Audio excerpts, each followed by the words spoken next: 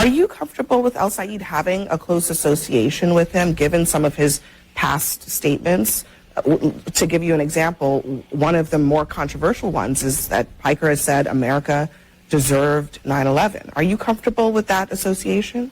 No, I am not. I think that's a dumb statement. On the other hand, he has a whole lot of followers, and there's a lot of things that he's saying that are making sense to a lot of people. I think, we have to get above cancel culture.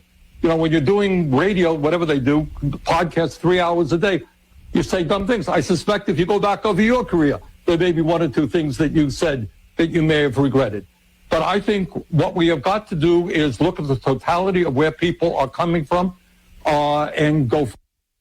There we have it, saying dumb things on the air. Oh, come on. By the way, thanks to our friends at Window World Boise, windowworldboise.com. We really appreciate that, windowworldboise.com, for all of your window needs. And by the way, we still got that hot weather. It's a good time to get those windows done affordably, credibly, with the great warranty. And the reason why, because you need that proper seal, not only for the last run of summer, but also winter is coming, as they say in the North. Their number, 208-614-3188. That's 614-3188. WindowWorldBoise.com, whether we're talking windows, patio doors, sliding doors, entry doors. They gave us a great, they got rid of our French doors and gave us a sliding door, and it was okay till somebody walked into it. And then we had to kind of fix it, but Window World did that as well. Great, wonderful folks, proudly made in America, Total Exterior Solutions, nationally known, locally owned, veteran-owned, Window World Boise, very local. And you're going to go, well, Kevin, where are they? Right there on Chinden. You can see them across from the Dutch Bros or that new T-shirt place with the pink building. They're right there, right across from them. There you have it. So go see our friends at Window World Boise. Again, Window World Boise, great windows, wonderful installation, an outstanding experience, and an incredible warranty. Please tell them Kevin Miller sent you. You're listening to Kevin Miller, 580 KIDO. The ballot measure, and this will be an interesting test for our great state of Idaho, the conservatives, the religious people. And so David Ripley from Idaho Chooses Life, idahochooseslife.org, will join us. And, of course, we've been always very happy to have people of conservatism, life on our program. And as I've said before, having been honored to host or MC, actually pretty much join pro-life, and David Ripley is clearing plates at the Idaho Chooses Life annual Christmas Gala at Eagle Christian Church, the one actually in Eagle. There is nothing better, nothing more resilient, nothing more non-judgmental than being at that event. And the spaghetti's pretty good as well. But there are various factions moving on. You have people that, surprisingly, it seems as if many people are doing their very best to stop this ballot measure, Prop 1. So we'll go inside the battle with David Ripley. And again, we want to thank Tom Luna for going on, last week talking about this. And obviously, this is an issue for the Republicans. This is an issue that, and maybe some Democrats that are pro-life, that will, we're going to find out whether the medical industrial complex is correct and that you can buy your way with propaganda, with the one-sided media. You can buy a law in Idaho, or the process of creating a law, getting it passed by the House, getting it passed by the Senate, getting it signed by the governor. Is that going to be our standard, or are we going to have initiatives to overthrow the will of the people? One good thing that I can say about this is that the weed thing failed. It's so funny, and this is the beauty of Idaho. We're an outlier, because just because it happens in California or Washington doesn't mean it happens here. The weed people had millions of dollars, and they overreached, overconfident, and they lost. These people, the abortion people, they decided to come in, and they were better organized, but it wasn't overwhelming. It was not overwhelming.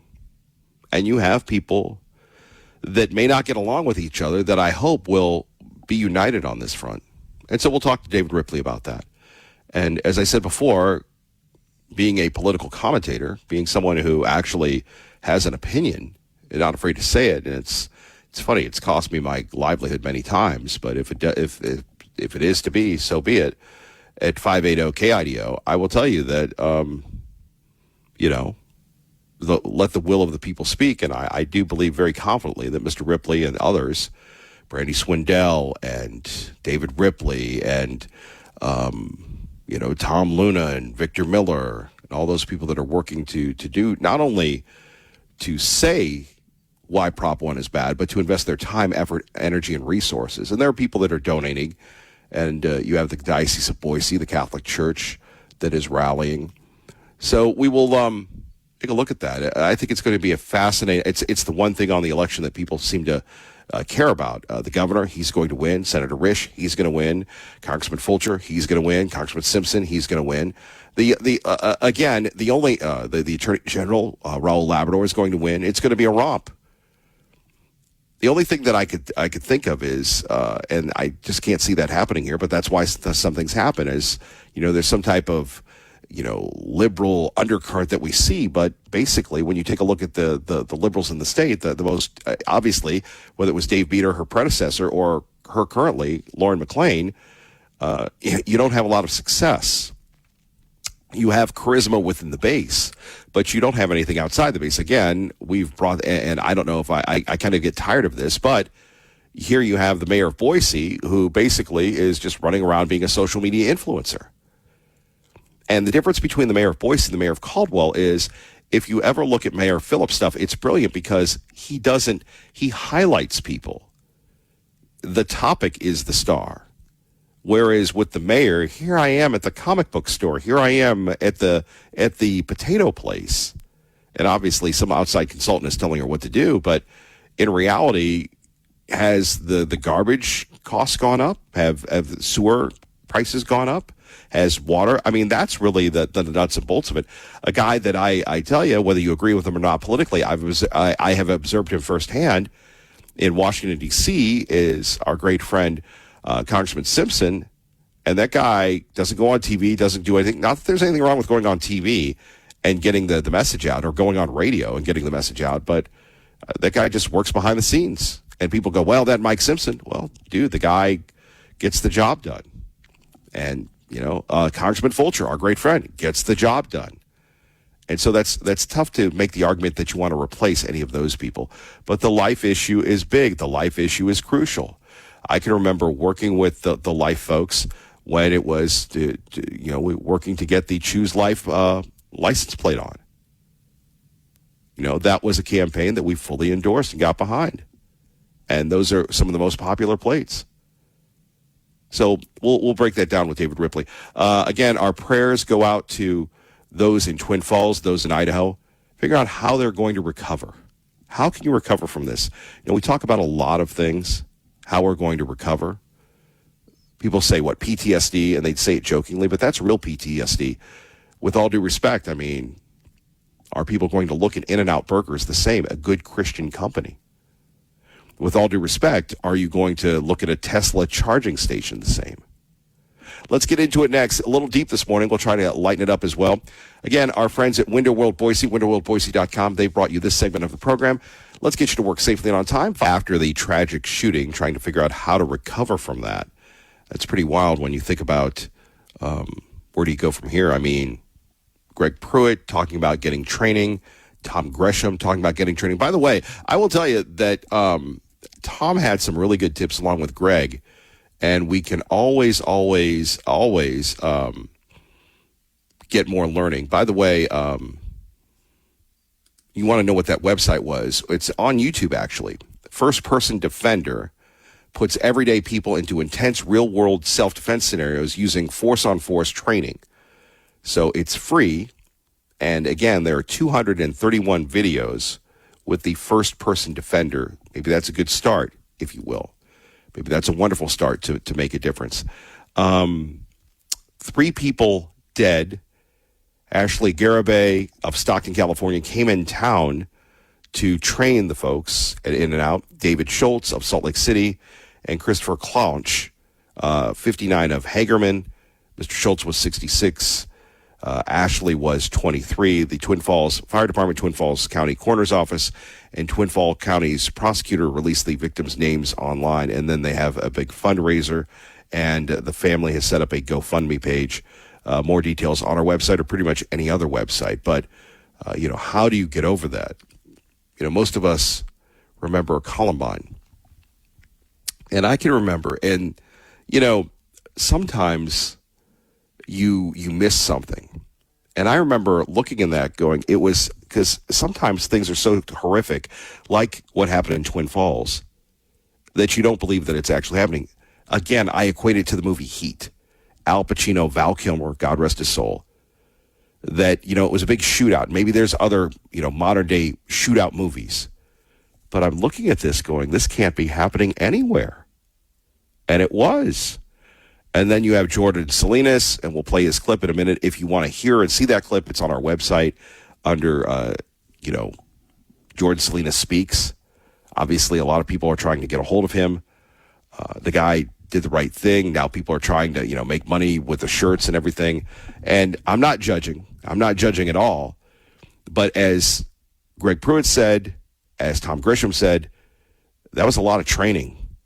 And training isn't cheap. And you have to figure out, am I going to go buy the PlayStation, or am I going to go take a class that's going to make me uncomfortable? And if you listen to Gun Talk right here on 580 KIDO, Sundays, noon to 3 and then 6 to 9, if you listen to Tom talk about this, he'll describe what you need to do to be uncomfortable and to pay to be uncomfortable, because obviously it's that ROI, it's that return on investment. And when you're thinking about saving lives, as Mr. Salinas did,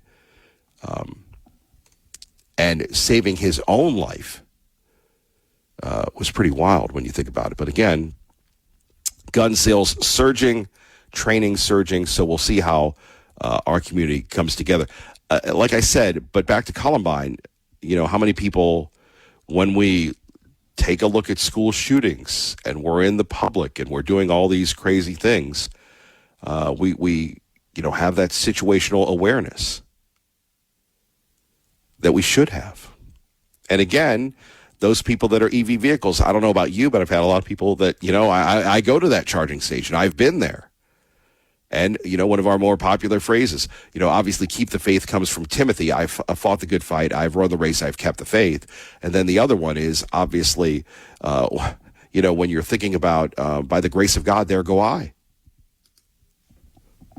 Side of that sign closest to the road, and that's where I saw the individual with his rifle pointed at the vehicles. Authorities believe those heroic actions drove the shooter from the scene and likely saved lives. He seemed unusually comfortable aiming that rifle at those cars, and then as soon as some rounds started coming at him, everything changed. Immediately, all that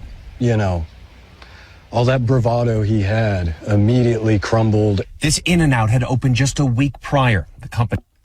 And there we have it from ABC News. But he's talking about being very calm, returning fire, then looking out for himself and not shooting someone else as well, which goes to show you that's where the training comes in. And law enforcement people, and we have a lot of law enforcement folks on that will tell us at 580 KIDO, hey, Kevin Miller, it's great, but, Dirty Harry didn't just, pull out his weapon and become proficient. It takes training. Young, old, it doesn't matter. It takes training. And training, again, costs time, effort, and money. And whether it's the older we get, the younger we get, do we work that main hustle, side hustle, get that extra money, or do we do something that makes us uncomfortable? Like we said, there's still free counseling available in Twin Falls for those affected by the mass shootings. The counseling sessions, which will be offered by various agencies and professionals, will run at the Rock Creek Elementary. And again, we do have a lot of folks in Twin Falls that listen. If they're not listening to our colleague Bill Colley, they are listening to 580 KIDO. One of the reasons why we've the last project in America, when they talk about AM radio, we are the poster child for the future of AM radio, where we've built our signal up from where it was to where it is, quadrupled it. And people are very happy about it. That's why I get frustrated sometimes when we have the technical difficulties. I know we can't control that, but Again, people want the message of faith, family, and freedom, of conservatism, of traditional America. Twin Falls Police Chief Matthew Hicks encouraged community members to seek help and support each other during this difficult time. Think about this. Community member Maria Hernandez shared her positive experience with counseling and urged others to take advantage of it. The sessions are open to anyone and will be offered from 10 a.m. to 8 p.m., at least through today. That's in Twin Falls. So again, our prayers and our thoughts and, of course, our efforts are going into Twin Falls and obviously those people that have been impacted by that horrific tragedy. And how do you ever recover? How do people in Columbine recover? How do people in Sandy Hook recover? You don't recover. You don't move on. You remember the fallen, and obviously do everything you can to make sure that doesn't happen again. That's really what it's about. Other news of the day: the Iranians and us going back and forth. We'll get into that as well. Sean Hannity had on Brian Urlacher yesterday. Well, Kevin, who's Brian Urlacher? Oh, man. And I blame Clay Travis for this one. Brian Urlacher from New Mexico. So I guess he would be a Mountain West kid if New Mexico was in the Mountain West at the time. First round draft pick of the Chicago Bears. Big tough guy, middle linebacker for the Chicago Bears. Even if you're not a sports geek, that's one of those iconic positions in the world. So he was on with Sean, and it goes back to Clay Travis and the Nashville Balls. Clay and Buck continue to go back and forth on this concerning the WNBA and whether or not biological folks in one gender can, in fact, be turned into another. And then Buck yesterday, and again, you're going, well, Kevin Miller, why are you talking about it? I love this show. Great show because it's very creative, right? I'm not a sous chef. I'm a fry cook. But when you have someone like those two jabrones that can take an issue and now all of a sudden own it, where all of a sudden Buck says, well, Clay, if you get a WNBA team, are you going to hire Charles Barkley and put a wig on since there's no testing for men? Showing you in a humorous way the absurdity of the folks at the WNBA that are, saying that, we're going to let everybody in. I don't think so when those checks go to other people. I just don't think so. Anyway, Sean Hannity today at 1, Kevin Miller, 580 KIDO. This afternoon, Lars Larson. Before that, we go to our great friend Ron Grant. Paid for by Ron Grant, your safer money specialist. And here he is to talk about how to keep your money safe. Ron, good morning. Good morning, young man. How we doing? Pretty good. So here we are, a lot of turbulence and people that are on a fixed income wondering how they can keep their money safe. Well, the market's up, the market's down, the market's sideways, Kevin. My clients and I, we like to sleep at night knowing that we can't lose our principal and we can't lose any gains that we've already earned. But most importantly, we'd like to have an income stream that we cannot live. And if we're married, when one spouse passes, the other spouse gets that income stream for the rest of their life. And then when they pass, whatever's left goes to the beneficiaries. It's great to have an up market. In fact, my clients and I, we participate in the market, but we don't participate in the downside of the market. And every year there's a gain, and what we do is lock our gains in, and that's important. So I put together a great educational website that people can go on 24/7, articles to read, videos to take a look at. Heck, there's even a book you can download, 10 Things to Know About Retirement Income, at safermoneyspecialist.com. Ron Grant, we appreciate that. What's your phone number if people want to call you to get the information and maybe have a good time? Definitely. But get the information they need. Sure. Let's have a phone conversation right here in the Treasure Valley. 208-660-1372. Ron Grant, thank you. Thank you, buddy. Appreciate it.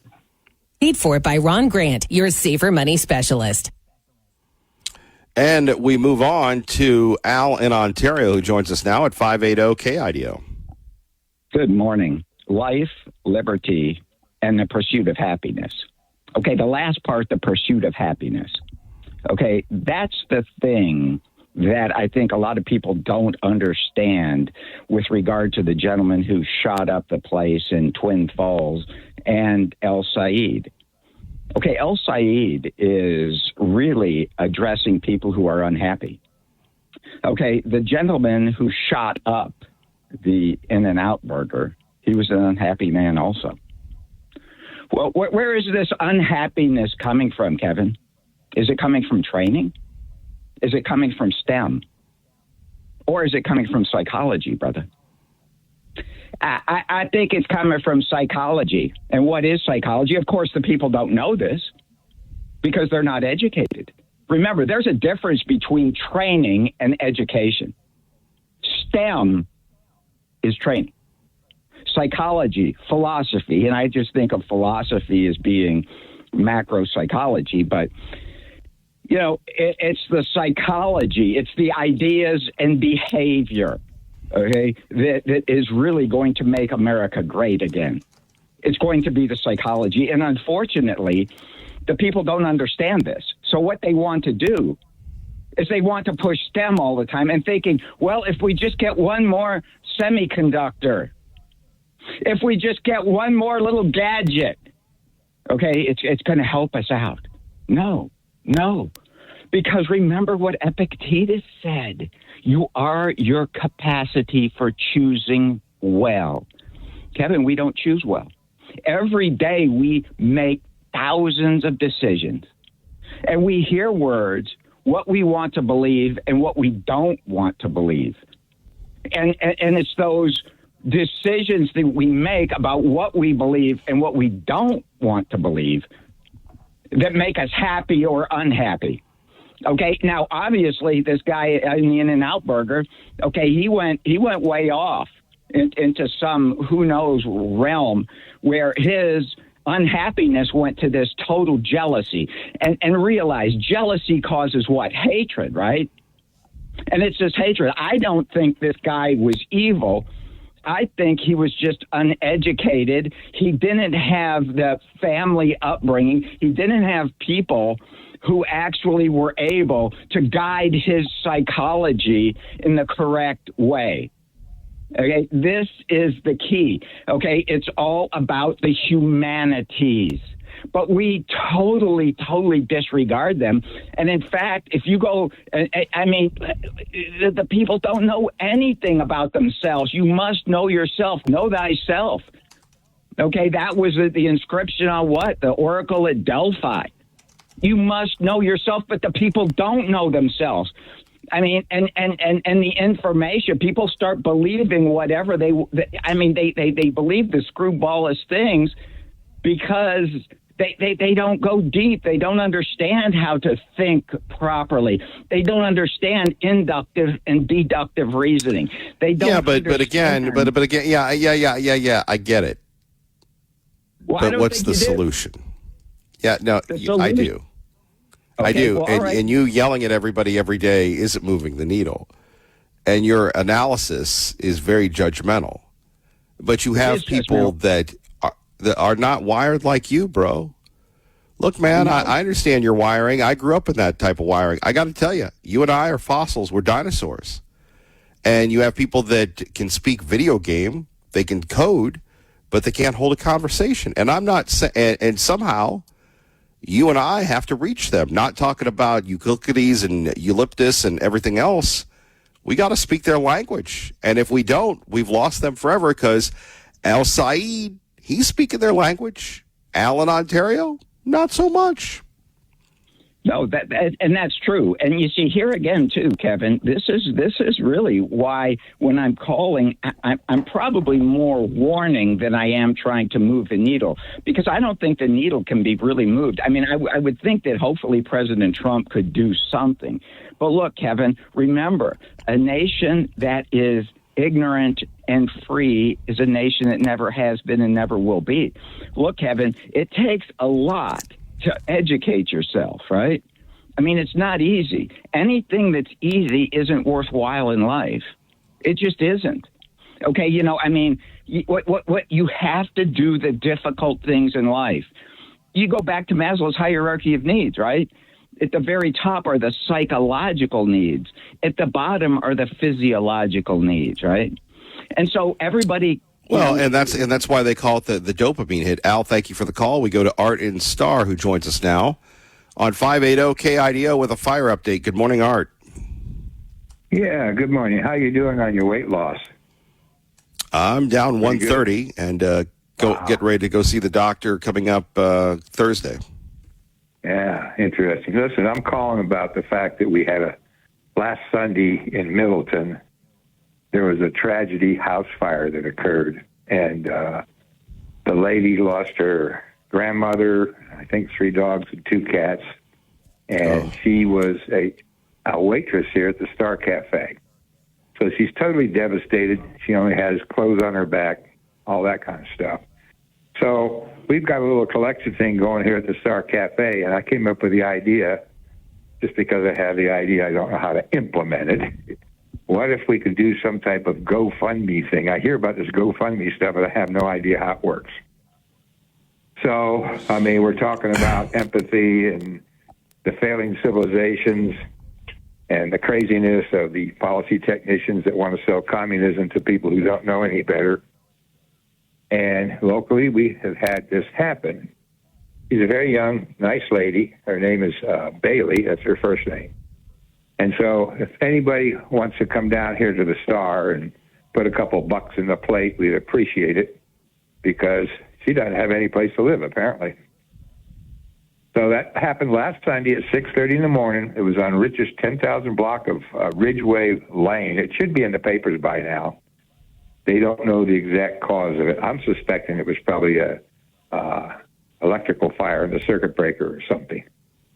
But anyhow, this is a local thing, you know. We got things happening all over the world. We got the Ukrainian war going on, and we have, the Iran situation going on. You know, you should reach out to the mayor. He's very good at making those things happen. He's a precinct. Fair enough. Thank you, Art. 580 KIDO. Do want to remind you, Glenn Beck follows Lars Larson. Glenn always does a great job. Very happy to have just Clay and Buck, Sean Hannity, Lars Larson, and of course, Glenn Beck, who, you know, I'd like to say he's one of the founding fathers of this station, but I guess that would be Dave Petso. I think it would be Glenn Beck would be the guy that's been on here the longest besides Dave Petso or George Norrie, and I would be a distant third. Anyway, that having been said, we'll take your calls about the issues that matter to you. And, our great friend, the Crusader, we're not afraid to say Crusader on this program, David Ripley, joining us from Idaho Chooses Life, idahochooseslife.org. I feel like I've just spoken with you. How are you, sir? How are you? It's great to be with you, Kevin. Me, kind of like, for better or worse, I'm still here, and it's a privilege to have you on and discuss this major big issue that you have dedicated your life to protecting the unborn, to protecting the babies, and it is now in the crosshairs. Who would have ever thought we'd have the Dobbs decision, the Biden Justice Department targeting Idaho, the Defense of Life Act, the back and forth, the Supreme Court, obviously the Attorney General fighting on our side, as the previous one did, and the governors. And now it comes down to the ballot. That's a lot to begin with, sir. Yeah, it's been a very long struggle, and there are a lot of people around the country that are very unhappy that we are not participating in the ritual of abortion anymore, and they are demanding that Idaho conform to their worldview, and they are insisting that we resume the killing. And I'm hopeful that Idaho will send them packing, when we get done with this campaign and get to the election. Well, there are sinister forces at work, some funded by the federal government and Planned Parenthood. How powerful was Planned Parenthood in the state before they left? Well, they're not quite gone, unfortunately, but they're very powerful. I mean, they're a multi-billion-dollar organization nationally, and with ties to and connections to many other, industries. The pharmaceutical industry, for example, is heavily involved in providing and making money off of abortion drugs. They have deep roots into various institutions in medicine, higher education, professional organizations such as the American College of Obstetrics and Gynecology, ACOG. They're a very powerful organization and remain very powerful. And yet they have withdrawn, but they pretty much used to run the state before the Defense of Life Act, before the Dobbs decision, and they got a lot of federal money. They still get a lot of federal money. Do you get federal money? Yeah. Well, the pro-life movement is funded entirely and has always been funded entirely from the generosity of average people who care about Idaho's future and care about protecting families. And it's always been a very unfair fight.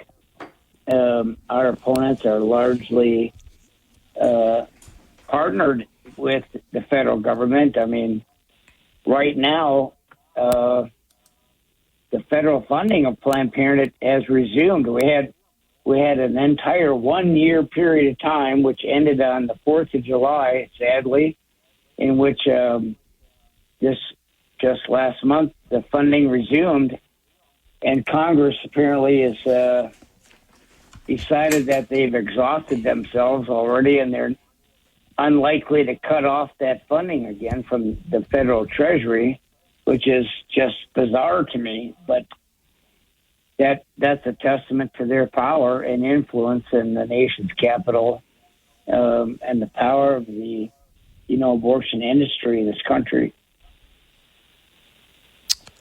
Yeah, and yet here we are. So what's at stake in November? Well, there are a lot of details that we can talk about, a lot of implications and nuances, but I think it's really important for people to understand the big picture and the main thing, and to keep our eyes focused on the main thing.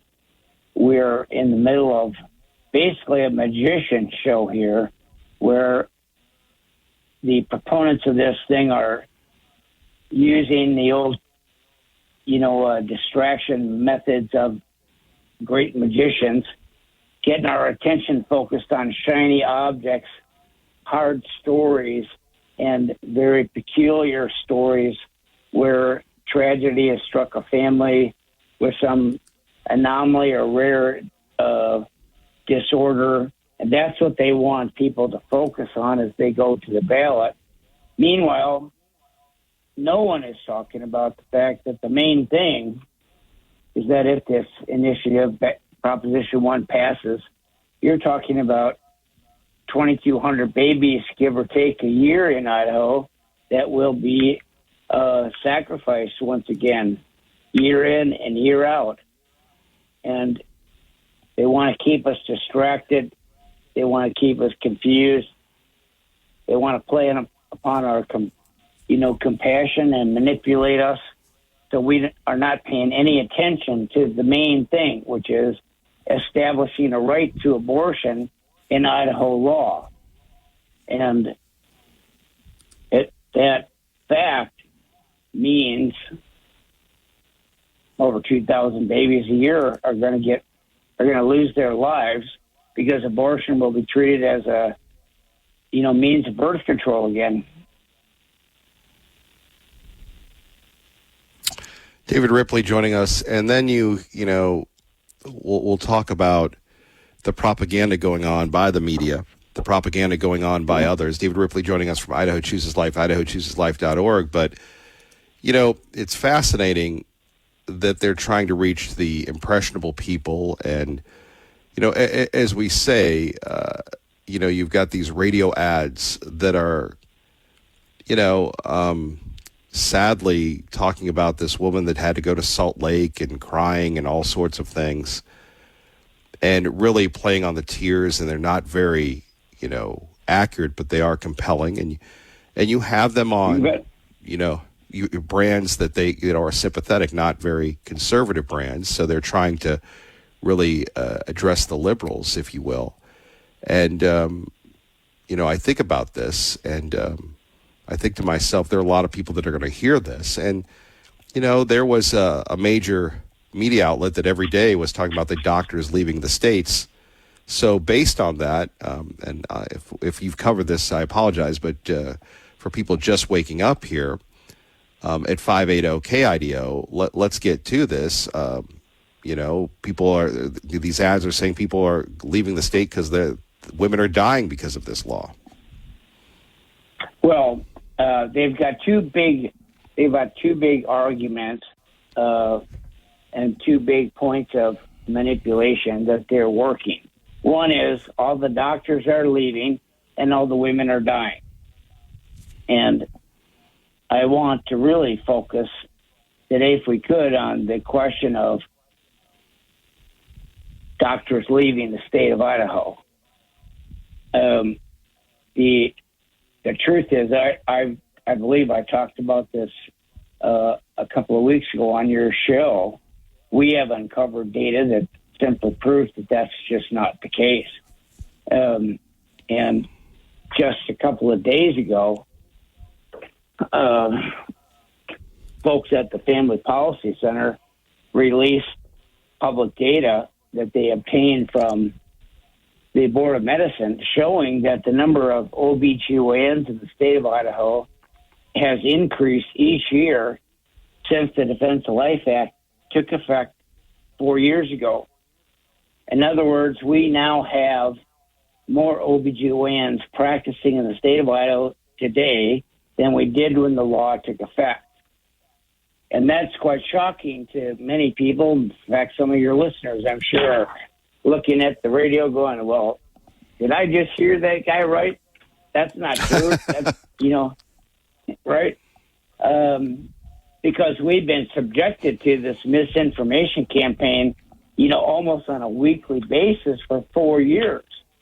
And in fact, we have seen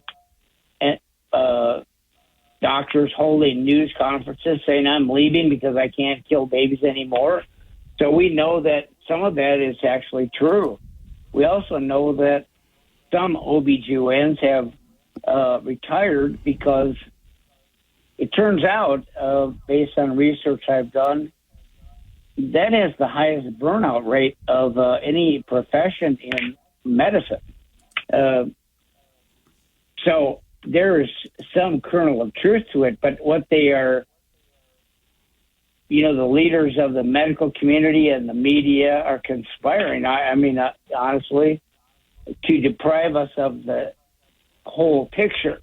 What they're not talking about is the number of new OBs coming into the state of Idaho.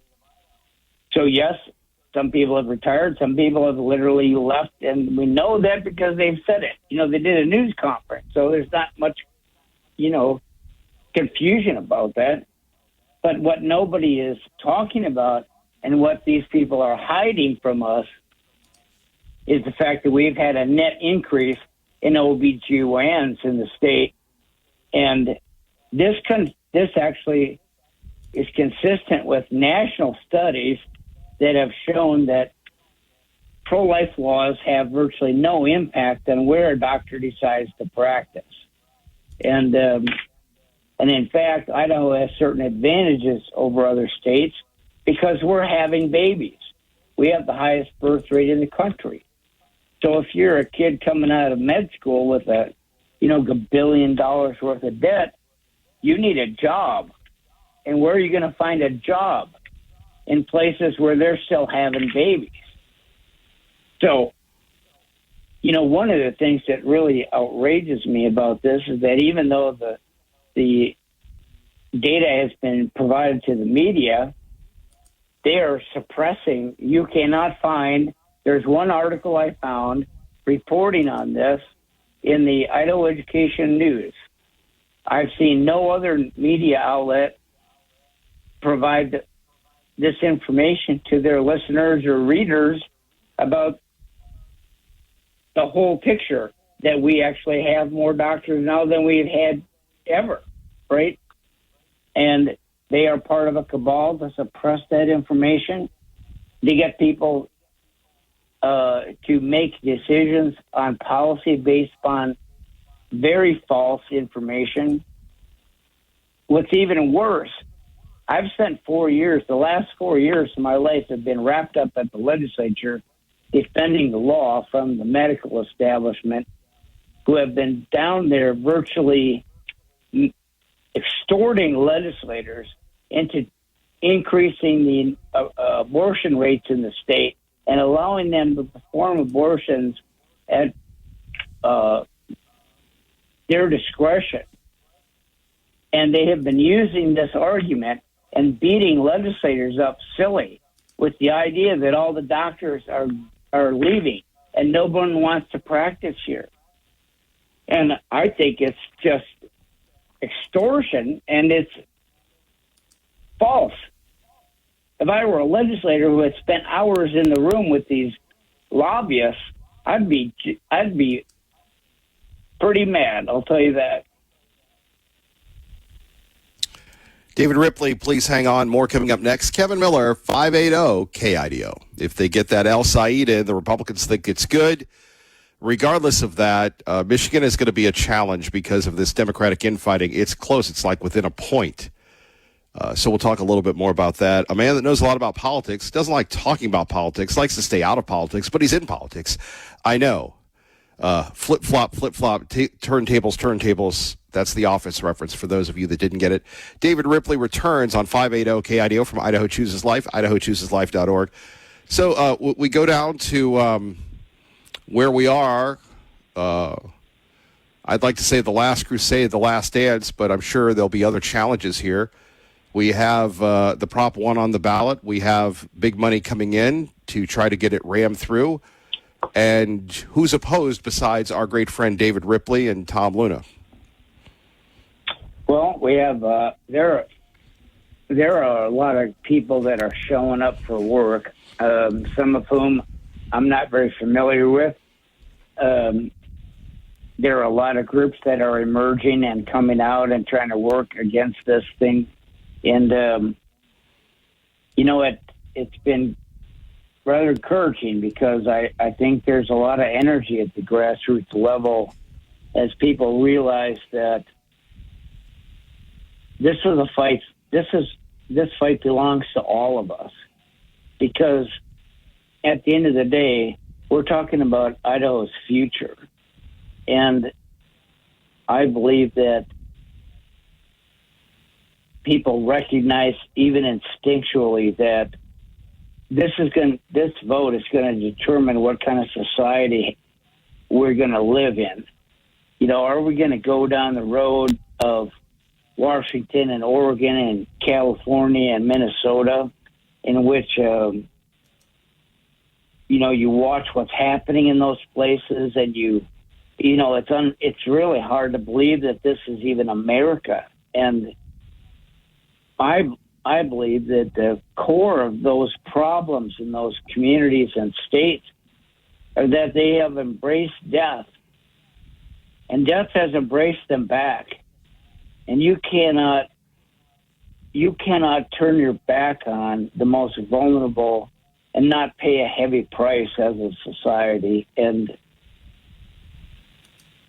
by contrast, you look at a place like Idaho, we are a blessed people, and I believe that blessing, it has everything to do with the fact that we've chosen life. And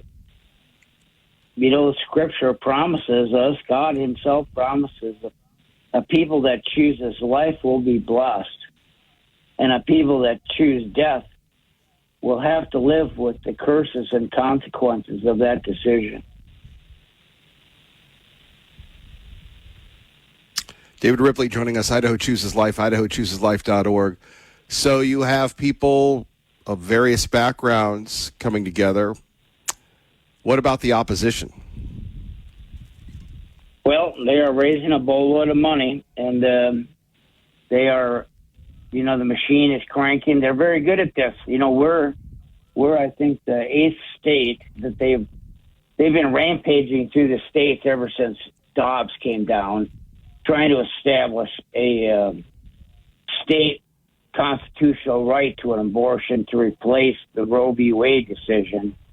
And they've been very successful. There's only one state that's actually turned them down, and that's South Dakota.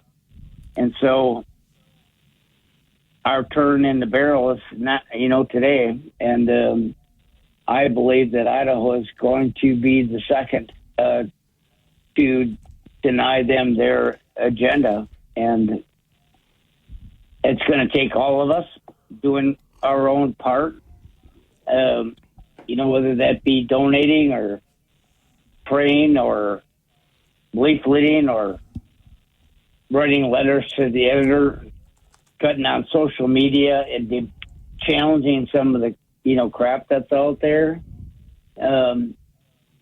This is a fight for everybody. And I think as this thing rolls out, we're going to see more and more grassroots people get engaged on this thing because they know Idaho is a place that still knows right from wrong. And I think that's what's going to compel us to victory. David, what else would you like to share with us today? Well, I really think that we're going to be hitting this issue of this big lie about the doctors leaving Idaho. We're going to be hitting that hard in the coming weeks because it's not just the fact, it's that we've been lied to, and we want people to understand what we're up against here, because if they've lied to us about all the doctors leaving, what else have they been lying to us about? And I should know the answer to that, but, I want to get invited back so I can talk about the second, third lie, so you'll have me back on your show. But this deal is about, they know the truth. They have access to the same data that I got a hold of. And yet, the media has been complicit. And we've seen that sort of thing. People go, well, doctors, they're not those kind of people. I mean, the medical associations, they're not like that. The hospitals, they're not like that. The medical establishment, they wouldn't deceive us. And yet, we've watched it happen before. We've watched it happen with, COVID. Right, even as we speak, this Fauci thing, right? Even the media to this day is still covering up. The mainstream media refuses to cover, his congressional testimony and his failure to answer questions and to be held accountable for, his private writings versus his public statements. So I think this is a very serious thing that we've uncovered here. And we need the people of Idaho to help us spread the word and to get the truth to their neighbors and friends. Right. David, if people want more information, what can they do? Well, we have a lot of information up on our website, idahochooseslife.org. And you can also use the website if you have questions about what I've been talking about today or anything else, or if you want to get involved, you can email me through the website, and I'll respond and look forward to the conversation. So, well, we appreciate you, young man. You take care of yourself, David Ripley. You too, brother. Thanks for the time, and we'll be back. Anytime. Let's get you to work safely and on time. Win the day. Haley Stevens winning a lot of money and yet they're within a point of each other, about 100,000 people separating Al Said, who's in the lead, from Haley Stevens. We'll see how that all breaks down. And what is it, 2-1, 3-1 that she has to win to pull that out. And here you have it at 580-5436, 580-KIDO. This is bad news for the Democrats. A contentious race, a close race is not very good. And then they've got to fight Mike Rogers, who barely lost to Elise Slotkin. Now you're going to go, Kevin Miller, what's the big deal with that? Well, Slotkin actually was in Boise. She and Tim Walz headlined the Democratic fundraiser for the Libs, Loon Fest. And Slotkin, a former CIA official, former congresswoman, I believe, very bright young lady, was one of the people that told the troops not to listen to the president. But regardless of that, not a member of the Looney Tune Society, but Slotkin, again, Senator Slotkin, barely beat Mike Rogers. Now, a lot of people say, well, Kevin Miller, that was the president. He won Michigan. He couldn't get Mike Rogers over the hump. Look, whether it's Haley Stevens, who will unite the Democrats to a point, or Al Said, who will not unite the Democrats because they want to destroy the Senate, they want to do this, this, and this, he might just win with the people. But that only bodes well for us. We need Michigan. We need Maine. I don't see North Carolina happening. Idaho, obviously, we're the victim of our own success because, quite frankly, we have just about, every major office a Republican. Some good Republicans, some not so good Republicans, but still part of the right team. And then we take a look at Boise. That would be, and I don't know if it's time to talk about last dance or legacy time. But to be the tip of the spear to turn Boise would be quite an accomplishment for all of us, wouldn't it? It wouldn't be because of some political party, but and I've done this before in previous stops where people, whether it was in 1994 with a contract with America. Yeah, I've been around since 94, or any other type of secular, political, conservative uprising to liberate the city of Boise. Wouldn't that be, that would be similar to blowing up the Death Star, if you will. Let's go to Chandler in Boise on 580-KIDO. Chandler, say it with me, KIDO. KIDO. KEVIN. My man. Hey. All right, I wanted Chandler. to do NPR Chandler and NPR Kevin, but after what Al said and what the talented Mr. Ripley said, I figured you probably want me to stay on topic. You're one of the few people besides Jonathan Savage that can go toe-to-toe with me on professional wrestling and politics. So you always get me fired up. You always bring me back to 86 and vintage Ric Flair. And I know you're a WWE guy and Mean Gene and all that, but I mean, Flair, who had nothing going for him except this belt that he'd walk around with and just screaming and yelling at people. It's still the brilliance of Ric Flair. So when I see your name on the call sheet, I go, okay, it's time to get ready. Buckle up. Here we go. Woo! So David Ripley, you're great and you're really intelligent. You have a lot to say. Top 10. Give us a top 10 list. I mean, what you're battling, sir, is you got to think of Democrats as people at Costco, the people giving out samples at Costco. They're given a script, they're standing in a place, they say the words, they pitch, they move, they sell, they make products go. It's that's what it is. Okay, it's not you got two sentences, maybe one, to make your point, and that's how it's got to be. That's the attention span people have, and that's the people who are the swing voters that you got to reach. You can't get them with the diatribe. So, top 10 lies. What is it? The script, too, I'm sure you got it by now. I don't know what their script is, but also, make a version of the Family Feud game with their script, countering their things, embarrassing them.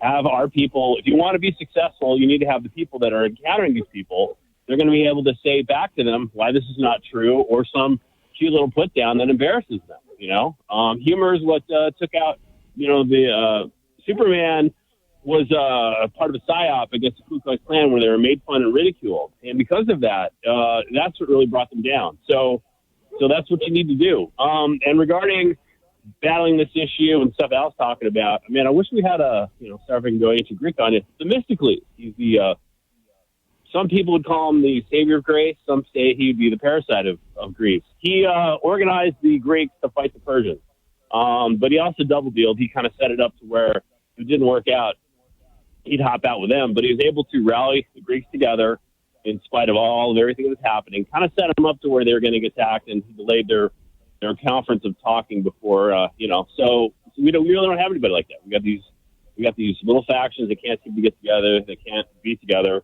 But the other issue too with Al Said, look, that guy's going to win. Okay, Mike Rogers is a war whore. He's done absolutely nothing but go for bigger budgets. Where goes the money machine? He is the establishment. The Republicans have had 10 years to do something, and they failed. And the conservative movement is a failure too. It's reactionary. And I'm tired of the Lars Larson's people saying, like, oh, socialism doesn't work, blah, blah, blah. Oh, that never works. Well, what's your alternative, jackass? What are you going to do to address these issues? Affordability issues, the loss of jobs, the loss of this. In the last 10 years, the value of the American dollar has slid 30%. So I've taken a 1/3 hit on the value of my money, and everybody else has done the right thing. They are not doing anything about that. They're not talking about it. They're offering no solutions. And until you actually get serious about this, until you actually get real about with this and offer some real solutions, if the free market's so great, give the free market alternative. Give the non-socialist, non-government interventionist way to fix this problem. But otherwise, you got to get real. I heard somewhere half the births in the state of California are all paid for by the taxpayer through Medicare and Medicaid.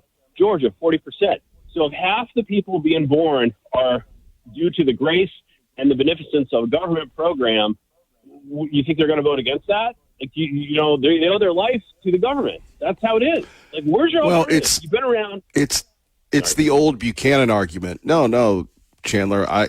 People get enough of me here at 580 KIDO, but you spawned a great talking point for me. It's the old Buchanan argument when you have people coming into the country that are used to totalitarianism, used to being owe their existence to the state, and then they come in and they get the free welfare. Well, of course they're not going to vote against that. That was back in the 90s. Right. He was talking about it. But yeah. And even in our own state, too. Look, we got to be honest. Like, part of why the Republican Party fails is they fail to take on the true economic issues, the true class issues.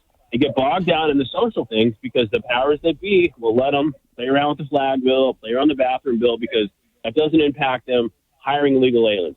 It doesn't impact their flow of legal aliens. I mean, this is the problem. And they're not talking to it. They're not doing anything about it. And they're not addressing it. And so, my dad always said to me, son, remember, there's always more have-nots than haves. But so long as the have-not thinks that they can become the haves, and they believe in it, and they believe the system works, and they believe they can get ahead, we're okay. If that ever goes away, we're in trouble. So that's where we are. People, where's the, we can't even, the Republican Party is such horrible spokespeople. You can't even get the Black Fletcher equivalent of somebody in the antebellum South who'd come to at least keep the slaves in line and tell them, don't worry about this, do this, stay, we're going to work it this way. It's going to make it happen. They're horrible. Like, people don't, I work with people who voted for Trump, who some are ex-military, and they're tired. They don't see hope. They don't see a future. They don't see the system working. They want something else. And right now, the only other option that's being given are by these Democratic socialists. They're offering something else. They're I don't know if you hold on, Chandler. I don't know if you listened to the program this morning, and here's what I said early on: that you have, and look, say what you want about the president, but the president runs in his own circles, and he thinks the economy is great because the stock market is great. Well, most of the people in the country don't have money in the stock market, and as soon as the stock market goes bad, everybody wets themselves. He has no idea, as you just pointed out, 1/3 of our money is gone. No idea of the affordability crisis. He keeps pointing to the stock market, and he's not hearing the people outside the echo chamber. And that's why you have Al Said and all the loons speaking to the people, because people are tired of the system destroying them. So, hey, government, yeah, we're going to stop it. Yeah, the French Revolution. Yeah, Rasputin. And I don't know if there's anybody on the conservative side that is actually keeping score of the message is failing to reach the masses. The same way the president was so astute at tapping into that current when he was running for office again. Right. He's like, I don't recognize this guy. Like, it's two different people. Like, what happened to the Trump won. Like the guy who was against all this stuff, who wanted to do everything to make it all happen. I mean, I don't know. If Anthony Robbins says that you put good people in a bad system, the system wins. And maybe the system just isn't reformable. Well, but, even but you have you ever done this? You ever taken on somebody or something that you shouldn't have? Sometimes, Garth Brooks, the song, the best, what's the song? Prayers Unanswered, or God's blessing there. But sometimes you just take on a little too much. Well, and we'll do this, at the gym. You could do 135 and you go, I'm going to go to 315. When in fact, you probably should have repped out at 145, and you just take on too much. You just, you extend yourself, you overcommit yourself. And, I think that's where we are with the president. Look, I don't disagree with him on Iran. However, you go in there, you have to understand something. They're kooks. And when you deal with the kooks are going to decide when they're done, unless you make them feel the pain, which unfortunately we haven't. Well, or you could say, I'm having nothing to do with your stupid territorial land dispute, your stupid religious dispute. I'm not picking a side of Sunni versus Shia.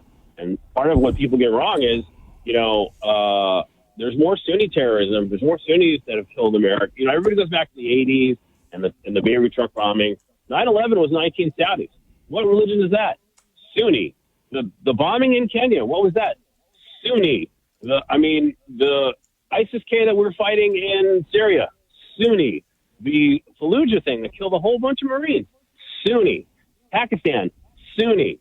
Why are we even involved in this picking a side like that when it has nothing to do with us? And what makes me so mad, and what unfortunately I'm against you on Iran.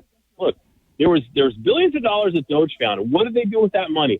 Instead of, I don't know, maybe throwing it out, you want to spend money, look at Micron. It's great. They're throwing all this money. There's thousands of jobs. People are working up there. There you go. Instead, all that money that Doge found, what did they do? Stupid bombs, stupid war, went to Iran. I'm tired of it. Well, we're running out of the weapons. But again, and I'm trying to think of the correct analogy. It's going to escape me until you get off the phone. But sometimes you just should just pass on things, and we didn't on this one. So now here we go. One of the great benefits that of getting out of Afghanistan was supposed to free up all this money to go. We were paving their roads and not paving ours. Yeah. And, why were we even there in the first place? I had the fortune to meet Congressman Van Jackson and Congressman Bannock. And many, many years ago, they crafted a bill that required trade and aid to align with human rights policies that the U.S. has. And, we would have never been in Afghanistan if we followed that. We've never been in Syria. We would have never let that head chopper be president of Syria if we were following that. Look, we're still sending millions of dollars to the Taliban. What is the crime in Afghanistan if I'm a Christian? If I'm found with the Bible, if I leave Islam, I'm getting killed. So all these rah-rah people who are saying, we're going to do this, we're going to do that. You're giving money to people who kill Christians, who kill people who carry the Bible. The Christians in the Middle East and all these places are getting wiped out, and we're funding them. How stupid are you? If you really believe in the book and the Bible, if that's really what you believe, I'm more worried about the abortion clinics in Colorado than I am about the mullahs in Iran. And why aren't you? Why aren't you, everyone out there who's championing this war? Look, there's people getting killed here all the time. And there's an invading force of millions of people, millions of illegal aliens, and we're not doing a gosh darn thing about it. So, well, yeah, we are. We have one side vilifying the other. No. Look, at some point... we want to abolish ICE. We want to destroy this. That's what we're doing with that. The Republican Party, we're against plantation economics. We're against wage slavery. We're against Frederick Douglass talked about it again, the right for you to choose your labor, to get the money for what you want and do it and live free. And that's what the GOP was really all about. Not the cheap labor, not the immigrants, not the corporate whores, not all that crap. We had Teddy Roosevelt come and break them up, work with Samuel Gompers to create child labor laws, and really, return the middle class back to what it is. And unfortunately, the GOP doesn't seem to be able to do that. That's what I voted for. That's what all these. Well, that's the challenge, though. I mean, one of my favorite pieces of legislation that is not used is the Sherman Antitrust Act. Yeah. Thanks, Trump. Fired everybody there. Mike Davis is taking payoffs to make cases go away. There's not been one antitrust prosecution. There's not been one thing that's been broken up. The big meat packers, where's the action against them? Amos Miller, the Amish farmer in Pennsylvania, put in jail for selling raw milk. I mean, the persecution that's going on, and it's under Republican control. I mean, the stupid housing bill, that's going to allow Section 8 housing in your neighborhood. And the dummy Republicans voted for it. I mean, these people, they're so horrible. Like, it's to the point where, what are we voting for here? Like, can somebody at least fight for something? You got to give the reason why everybody's scared of the Democrats is because they mean what they say and they're going to do it.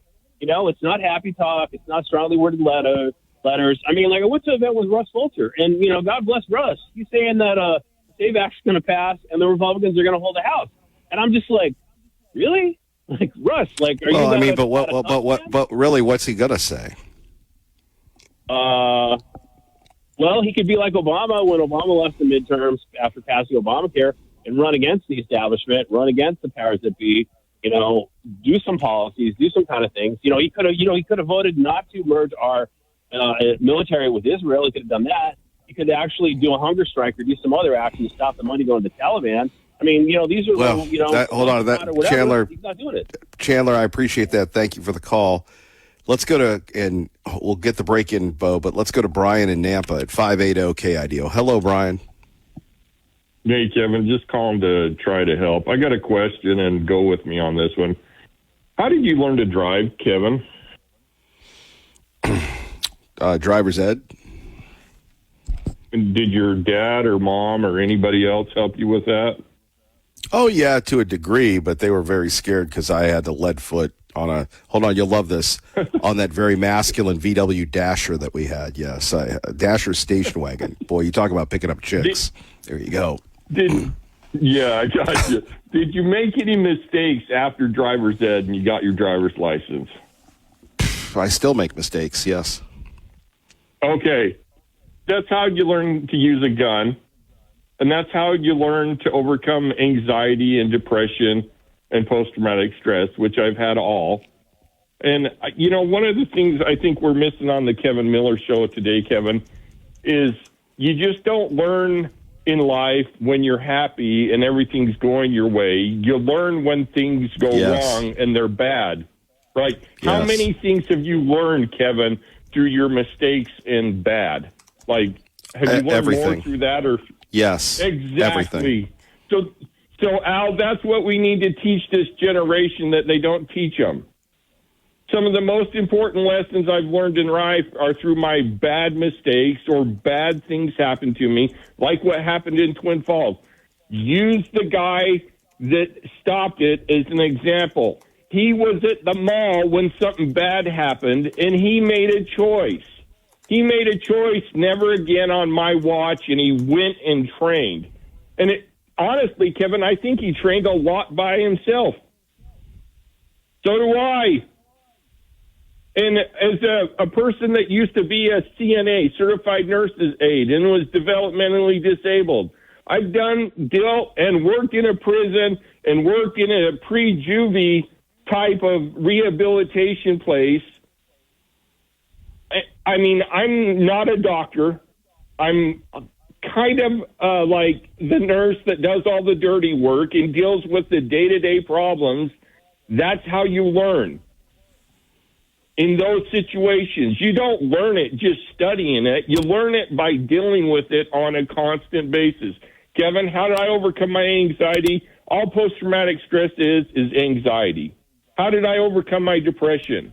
How did I overcome the fact that I had a stroke and that my logical part of my brain didn't work? Only my subconscious brain worked. And I would run into the left side of walls and doors with a wheelchair, little by little by little. And by the way they tell you overcome your anxiety and your post-traumatic stress is by facing your fears little by little by little. The old movie Baby Steps, that we all laughed about. That's how you do it. And nobody can do it for you.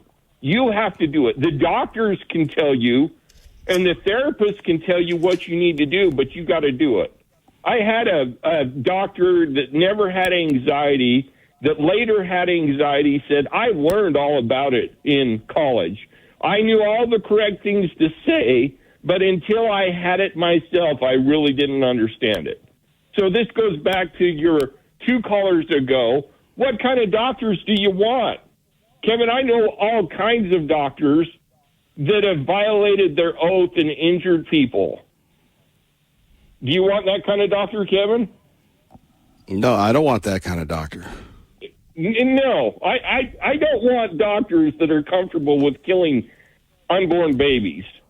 If you can be the most intelligent person in the world, but if you don't have the wisdom and morals to not see how that's wrong, stay away from me. I would rather be around a mass murderer than that type of individual. So that's what we need to teach our children and our society. And Kevin, you can have all the knowledge in the world, and one day God goes, there's your stroke, it's all gone. And then you have to reteach yourself everything. And on top of that, you can have a genetic disease that God gave you that every once in a while a little mini stroke happens again, and then you have to reteach yourself all over again. How do I know that? I've gone through it. But what keeps you from being evil? I'm sorry, Al, I don't agree with you. I have met evil people. I have destroyed the evil in me. And as my daughter, who asked me, Dad, I'm just like you. I'm born a natural-born killer. How do I fix that without Jesus? I said, you don't. And Brian, great call. Got to run. Kevin Miller, 580 KIDO. Eggs and hash brown show, if you will. No egg souffle, no eggs Benedict. It's just eggs over easy, and we roll. Joining us now, yes, chef, it is our friend Jeff Manasso from Fox News Radio in the heart of America, the great Midwest. How are you, sir? I'm doing well, buddy. Good morning. Well, you have a more balanced approach to life, but I'm getting ready for the Hall of Fame game, which will be Thursday from Canton, Ohio. And I have to tell you, Jeff Manasso, it's very, very soon. Our long national nightmare is once again coming to an end. Yes, that's right. Football is going to spring into action here in just a matter of weeks. And people around the country are either tuned out, don't care, and those some of us can't wait. One more before we get to flock cameras.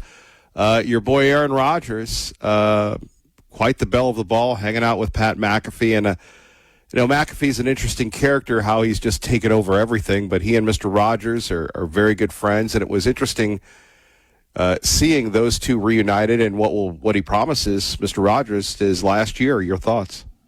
Well, he's working with Mike McCarthy, the guy who coached him onto a Super Bowl win in 2010, and there's a great relationship there. So we'll see. We'll see what happens. I think he said that this will likely be his last year. Of course, that conversation making news for other reasons.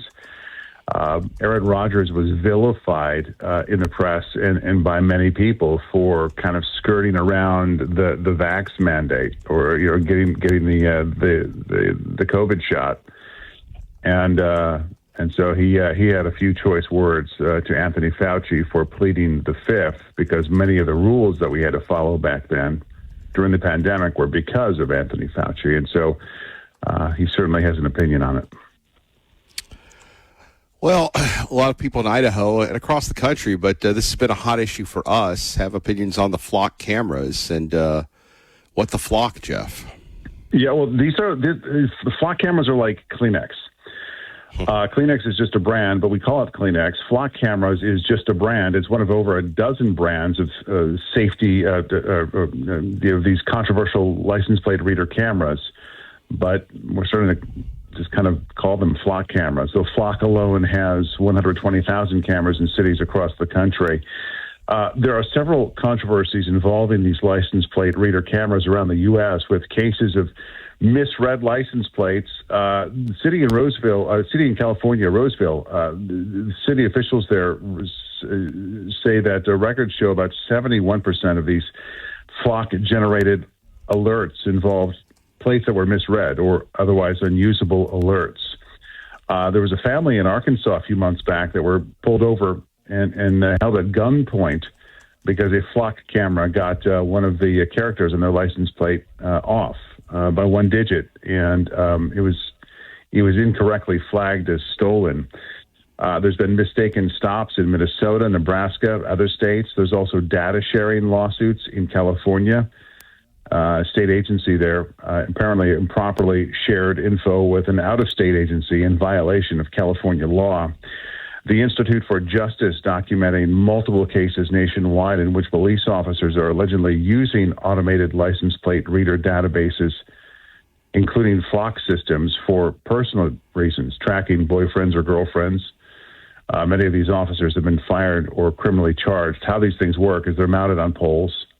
Police officers have actually had this technology on their cars for years, but many of them are run by solar and powered by solar, and they're pointed at the street, and they're designed to read every single license plate that drives by. Police say that they're an amazing crime-fighting tool. They help them catch bad guys. They help them track stolen cars, including wanted individuals. Here in Illinois, just outside Chicago, where we are, the city of Evanston has terminated its flock contract after state officials concluded the company violated Illinois privacy law by allowing license plate data to be shared with immigration and customs officials. This story hasn't been yet written on these flock cameras. A judge in Virginia has recently ruled essentially that these cameras don't automatically violate the Constitution as privacy rights advocates contend they do. But the judge went on to say if the network becomes large enough to track nearly everywhere you go, that could be a different story. However, you got a tracker in your pocket right now. I've got a tracker in my pocket. Everybody's got a tracker in their pocket with their phones. And you know, the notion that we have any that we're not being tracked is just, I mean, it's out the window at this point, but does it make it right? And so legal challenges are taking shape across the country. Texas Republican Keith Self also recently introducing a privacy bill on Capitol Hill that would require the government to get a warrant before allowing technology or AI to track Americans and, in his words, invade our privacy. Jeff Manasso, any more issues involving ICE? It's interesting that that's always in the news. And by the way, I'm sure you know, apparently at least CNN is projecting al-Said to have won the Democratic Senate primary. That is in your jurisdiction, the Midwest. So I know that's a hodgepodge of topics there, but any reaction? Well, I can tell you that the President of the United States is certainly reacting to the fact that Abdul Sayed has won. He goes on Truth Social to say Wayne County in Michigan is one of the most corrupt voting areas of the U.S., if not the world. It's strictly a third world country. Miracles happen in Wayne County, including more votes being cast than there are voters by a lot. Therefore, the communist, who is not liked in Detroit, is potentially in vote counter trouble. The radical left socialist has a real shot, and don't discount all of those fake mail-in ballots that will surprisingly show up at the last moment. This was prior to him just being announced as the winner. He goes on to say, get ready for another rigged election. In November, we must vote for Mike Rogers, and he kind of he's endorsed Mike Rogers on the Republican side. He's going on to say, make it too big to rig. But yeah, that just crossing that Abdul al-Sayed has won. He is he's distanced himself from the Democrat Socialists of America, though he's heavily endorsed by them, Bernie Sanders, AOC, and the like. Yeah. And again, Michigan will be very interesting to see how that plays out for control of the Senate. Jeff Manasso, we could go on and on, but you're a big star. Appreciate you, buddy. You too. Talk soon. See ya. He did bite on that one. Anyway, Kevin Miller in the morning, got KIDO Talk Radio. Phone numbers here. 580-5436, 580-KIDO, al-Sayed, tomato. He's going to represent Michigan. We'll get your thoughts on that. At 580-5436-580 KIDO. Why is this going on? Let's go to Van Jones from CNN last night on 580 KIDO, where Mr. Jones talks about this is all about the kids, not about big money, although Mr. Syed did have big money behind him. He wasn't just some type of pauper politically. Democratic-based voters want. Okay, Van Jones, what are the stakes here for Democrats? Look, this is the whole ball of wax. I'm from Jackson, Tennessee. There was a guy named Gil Scott Heron who had a great poem. It was called "The Revolution Will Not Be Televised." Gil Scott Heron is wrong. The revolution is being televised and podcast and streamed and elected tonight. Why is that? It's because there is a credibility gap that's opened up between the Democratic Party establishment and this insurgency. People are looking at people and they're saying, you've been telling us the same thing for a long time and our lives are not any better. We got Donald Trump twice. There's also an innovation gap. Why can you spend $60 million and get whooped like this? Because the old model was you get the donors to get the consultants to buy a bunch of ads and you win. That's how you get attention. This movement says, I don't need donors, ads, I don't need consultants. I'm going right to the people with TikTok and grassroots, and they've disintermediated the entire donor class, disintermediated the entire consultant class, and this is a revolution. And so this is going to happen again and again. The Democratic Party is now Blockbuster. These kids are Netflix. We are selling CDs out the trunk. This is Napster becoming Spotify, and it's happening tonight. So, Scott. Yeah, it's all about the new age, if you will. You spend $60 million and you lose by a percentage point. You heard the president acknowledge that as well. Big problems for the Democratic Party. We'll see if it makes its way to Idaho as we move along. And by the way, I think that this is any type of issue should be brought up to local Democrats saying, saying the obvious. To all the Democrats, do you believe that the Senate should be abolished? And again, look, we are at a place because of the economy, because of the ever-involving media, the digital smidgital, where we're creating not reporters, but personalities. At least in the print genre in this town, you still have reporters. But you're hiring people that they have some backgrounds, and they're very talented, but they'd like to be influencers, and who could blame them? When you take a look at radio and television, it appears antiquated to them, not to most of us. It seems very credible. But, and this is, Clay Travis is a perfect example of this. You take a story and you own it. For him, it's the Nashville Balls. For us, it would be very simply to have a polite conversation with the Boise mayor when she's doing her social media thing and say, are you a Democratic socialist? Are you down with Bernie Sanders? Now, she comes from the Buttigieg-Biden wing of the party, so I doubt that she would agree with that. But there's nothing nefarious about this. This is actually transparent and authentic. You go up to every elected Democrat and say, what do you make of the loons? Are you one of the loons? And if you don't want to be that provocative, you say to Mayor McClain, are you a Democratic socialist? Do you want to eliminate the Senate? Do you want to eliminate the Electoral College? Do you want to eliminate the Supreme Court? Because what the loons have done to us, and yes, I am an institutionalist, but what the loons have done to us is basically by attacking the credibility of the Supreme Court, attacking the credibility of what we, our great, wonderful institutions that we may or may not agree with all the time. They've eroded the public trust in those institutions, eroded the public trust in the credibility, if you will. And when we're taking a look at that, the next step is to blow it up. And the liberal loons are nothing more than sore losers. They've lost in the Supreme Court. They've lost in the presidential election. So instead of saying, and this is a tough thing to do, it's a tough thing to do when you're a loser. And we've been on the losing end. Look, if things had gone the way they were supposed to,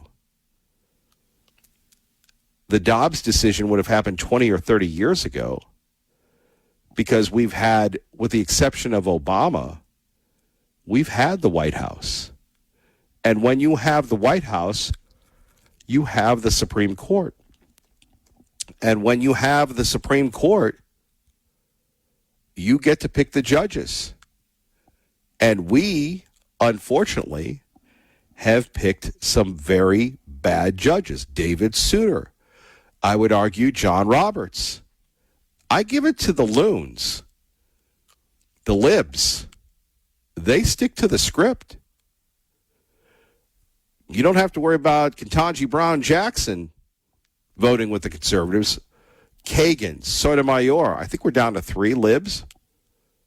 You don't have to worry about them ever deviating. Amy Coney Barrett, Greg Ferreira, Justice Roberts, Kavanaugh, Gorsuch even. I mean, the people that are the backbone are Alito and Thomas. Everybody else is a flipper, is a floater. But, you know, we've had the Supreme Court. And when gay marriage got blown up, what happened? Hey, you got to respect the law. We didn't talk about tearing it down when they tried to take away our guns and everything else. When Obamacare, which is unconstitutional, was blown up, the Supreme Court brought it back. Oh, yeah, well, it would be too much to blow it up. We took our medicine. These people don't. By the way, a couple breaking news things out of D.C. Apparently, there was an incident involving Marine One and another attempt on the president. 2 different scenarios. We'll get to that. Is it me or something continues to happen with this guy? The new Air Force One doesn't have all the bells and whistles, so we're going back to the old Air Force One. Now the FAA investigating Marine One safety incident with the president on board. What the heck is going on, people? And another attempt on the president's life. Those stories and more coming up. But first, let me tell you about our friends at Beacon Plumbing. Book now for your service. We're talking about Beacon Home Services. Heating, cooling, plumbing, electrical. Quit freaking, call Beacon. In fact, Beacon Plumbing will be here coming up tomorrow. They're going to be at my house. Why? Because they do HVAC. And when you're talking about HVAC, we've had bad air. You heard Kent Goldthorpe yesterday talking about the air filters working overtime at his home. That takes a toll on your system. And by the way, it's better to be preventative than reactive, right? Certainly when it comes to crime fighting and making sure your home is good to go, you don't want to be like Kevin Miller, who, my goodness gracious, a few years ago, through no fault of my own, my heater went out. November, December. That was huge. So what do? We work with Beacon Home Services, whether it's plumbing, drains, electrical, heating, AC, anything else. And you can go to their website, beaconplumbing.com, and there's coupons available. Give them a call. I will tell you, you talk to a real person who understands what you're saying, if you know what I'm saying. And they'll handle the problem for you. So I would recommend that. I've only got 4 or 5 weeks left. I can wait till next year. No, you can't. If it goes out, nobody wants to be stinky and sweaty in their home. Don't be stinky and sweaty in your home. Call Beacon Plumbing today. Beacon Home Services, 974-5031. That's 974-5031. Beacon Home Services, beaconplumbing.com. Please tell them Kevin Miller sent you. Coming up next, more on this man arrested at the Trump golf course trying to attack the president. And, of course, your reactions to those stories and more. Kevin Miller, 580-KIDO. 580-KIDO. So this is what we know about another attempt on the president's life. First, again, apparently there was an incident with Marine One. We'll give you the details coming up in a minute. President's safe. This happened a while ago. But I don't know about you, but we keep thinking to ourselves, is this just something... Is this just normal now? Of course it's not normal. And it shouldn't be normal. And we have people that, continue their inflammatory rhetoric, the media and everything else. But apparently a man arrested at the Trump California golf course, Secret Service investigating whether he was a threat to the president. He's also under investigation in a separate robbery case. So I don't think that they're going to find that this guy is an innocent person, because you don't really go to a golf course. Get this with this, folks. You don't really, I mean, you carry your clubs, you carry your balls, you carry your duffers, you carry your shine things, whatever you carry, right? Maybe you wear floral colors. I don't know. I'm not a golfer. I know a lot of people golf, but here, this is what this guy apparently had at his home. Maybe he carried it to the golf course. Maybe he didn't.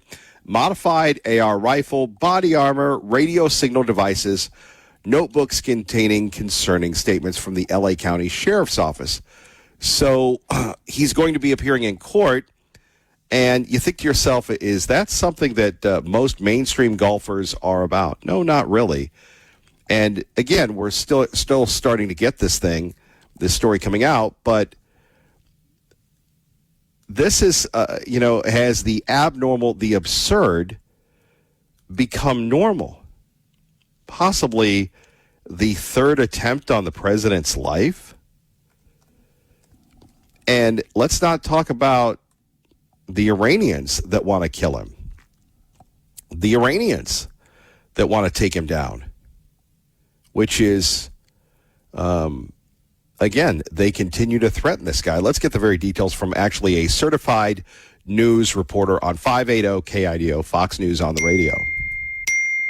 It was on Sunday here at the Trump National Golf Club that police did arrest 38-year-old Janine John Tooley. Last Friday, Secret Service were doing their security assessment here at the course in preparation for last night's fundraiser. They noticed a suspicious guy walking around with an earpiece, taking photos and video of the security setup. He left, then came back on Sunday, ID'd himself as a State Department individual on a security detail. The feds smelled something rotten, and they called the sheriff's department.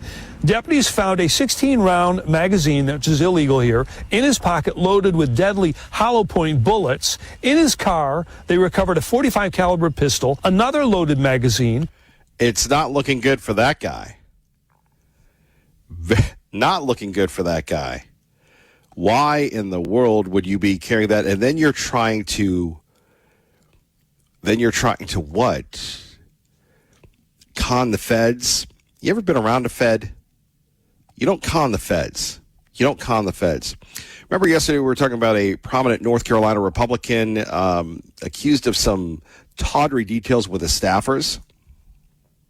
Congressman Chuck Edwards, the Republican representative from North Carolina's 11th congressional district, is ending his campaign for a new term. Edwards' decision comes after a House ethics panel found substantial evidence, in their words, the congressman harassed female staffers. North Carolina's primary date has passed, and the GOP is now expected to pick a nominee quickly to face Democratic nominee Jamie Ager. The district is made up of the city of Asheville and surrounding counties in the western part of the state. Eben Brown, Fox News. Boy, tough one there when you think about Asheville and that whole city was wiped out.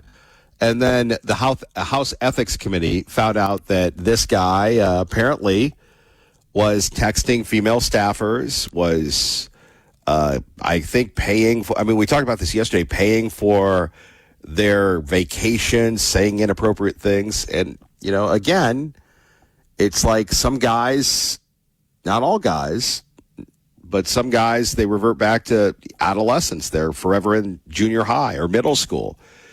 And, as I said, a very cure for that is all you do is you just have to look in the mirror. Now, you can do the TRT, you can do the training, you can do everything else. You can get the Botox, and a lot of guys are getting Botox now, which you got to kind of go, to each his own, I guess.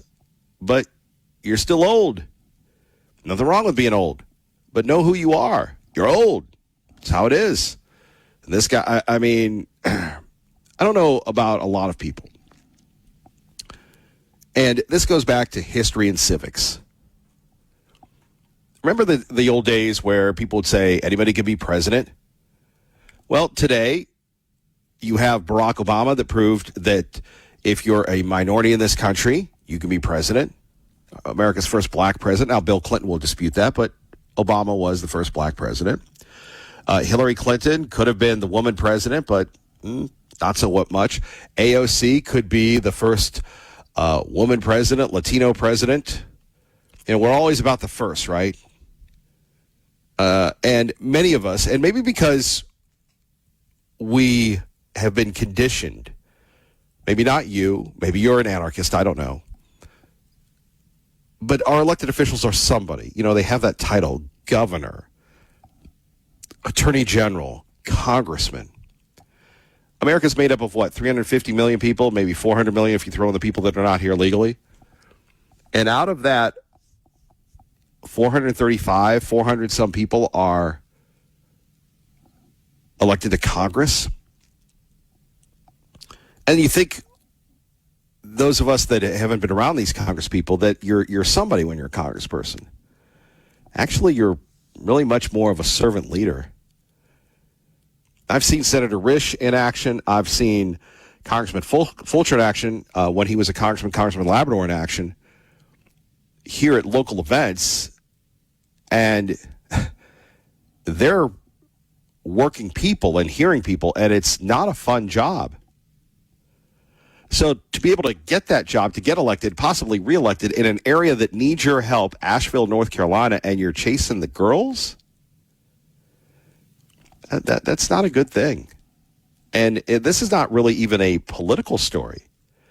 This is a story that happens in the office, in the workplace, where people just lose their priorities. And I suppose that can happen when you don't have perspective.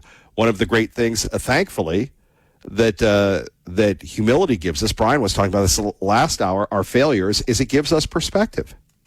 It gives us perspective, right? And the perspective to actually understand that it's not always about you. That's why I love people that work in the charitable groups, the nonprofit groups, that they dedicate their lives to helping animals, to helping people, to helping causes. You know, Art, last hour in Star, calling in about a waitress at the Star Cafe who lost everything. They're doing a fundraiser there. He's trying to figure out how to do a GoFundMe. I said, you need to call Mayor Chadwick. Hopefully the mayor still listens to this program. I know a lot of people in Star do, like a lot of people everywhere. But it isn't about, hey, I'm Mr. Big, I'm a slappy. However, if it can help that woman find a home, I know the people in Star, whether it's the food bank, the city council, or the mayor, are very astute at organizing those type of things. So again, they are taking a collection at the Star Cafe if you'd like to go help. And that's really moving the needle. That's what I talked about yesterday with the Rotarians in Nampa.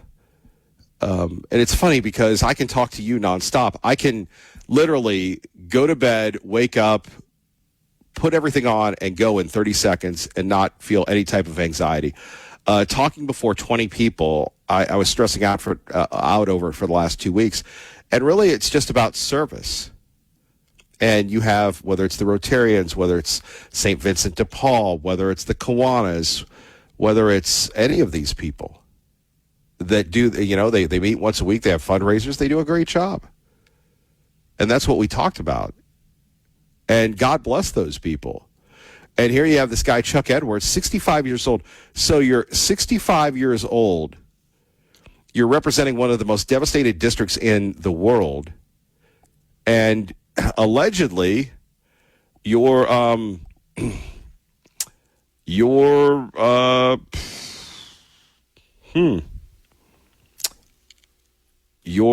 chasing young women? The ethics committee recommended the censure and acted registering deep within the disapproval, and then he decided he's not going to run for re-election. But, I mean, you go back to Bill Clinton, and during the government shutdown, there was no one around, so there you have it. There was Monica Lewinsky. There she was. Monica. Where was his perspective? Where was his commitment to making society better beyond himself? Again, if it can happen to a 65-year-old congressman, it can happen to anybody. Anyway, those of you that remain on the right road, God bless you. Appreciate you. It's easier said than done, being sacrificing and perhaps not getting a lot of recognition.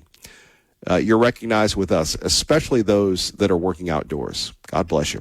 Let's get you to work safely and on time. 580 KIDO traffic. what I'd like to say solving the unsolvable, but it really comes down to common sense. What was this guy thinking in North Carolina? You're going, Kevin Miller, here's the deal. Who cares? Because that happens everywhere. And I think we should call this segment, Thank Goodness We Live in Idaho. Here you have the Massachusetts governor vowing to protect illegal immigrants from ICE. What? A dad, a landscaper, on his way to work. A mom going to daycare for pickup. A father placed in a chokehold while holding his child. A 14-year-old girl used as bait to lure her dad. Moms ripped from their cars while kids are watching. People who've been working here in Massachusetts, working hard, paying taxes for years, put on planes and sent far, far away. Innocent people shot and killed. U.S. citizens stopped and detained, peaceful protesters arrested. This is what ICE is doing to our people and our neighborhoods. Now we have parents who are afraid to send their kids to school, moms who are afraid to take their kids to doctor's appointments. All of this done by ICE agents who are untrained, unqualified, and unfit to do their jobs.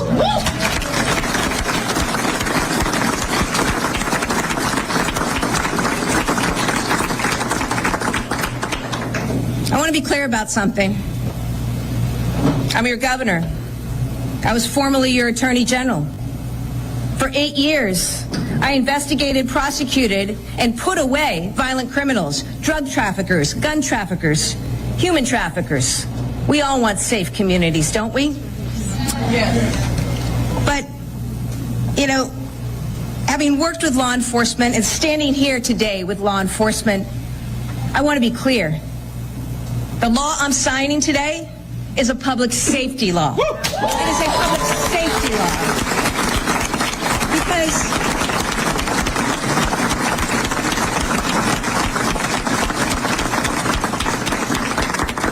I don't know how anyone could look at what we see on TV and read in the news and hear from our neighbors, not just in Massachusetts, but around this country. I don't know how anyone can look at that and not say, ICE is making us less safe.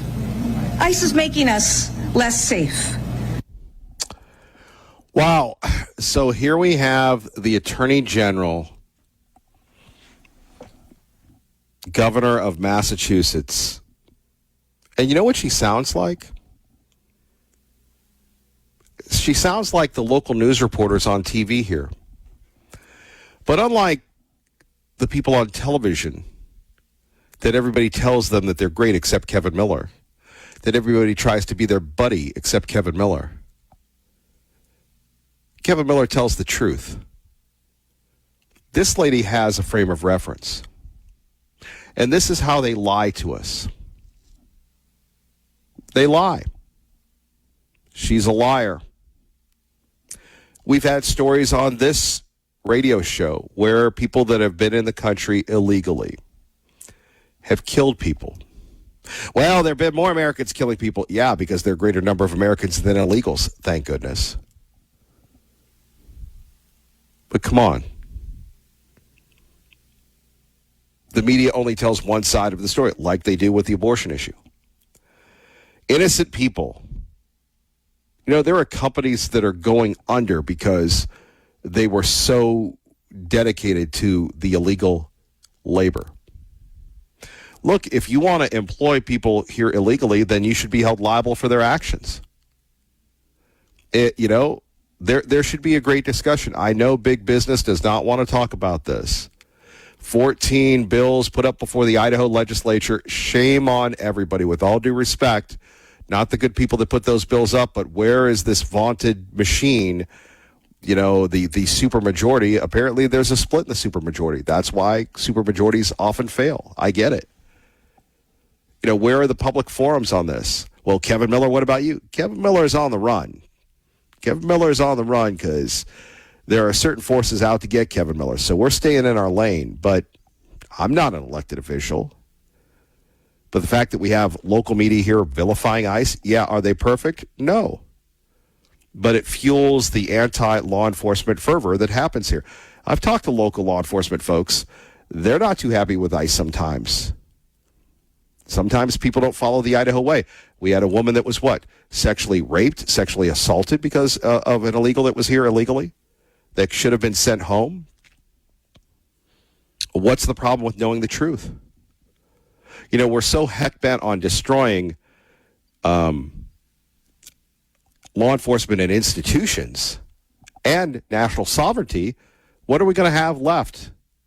You go to Miami and it's, Venezuela or Brazil. Is that the future of America? That's what they would like to do. I will tell you, I will put our country up against any country in the world, current and previous, and I'm going with the Founding Fathers.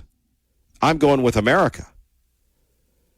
But again, this woman has sold her soul to the illegals.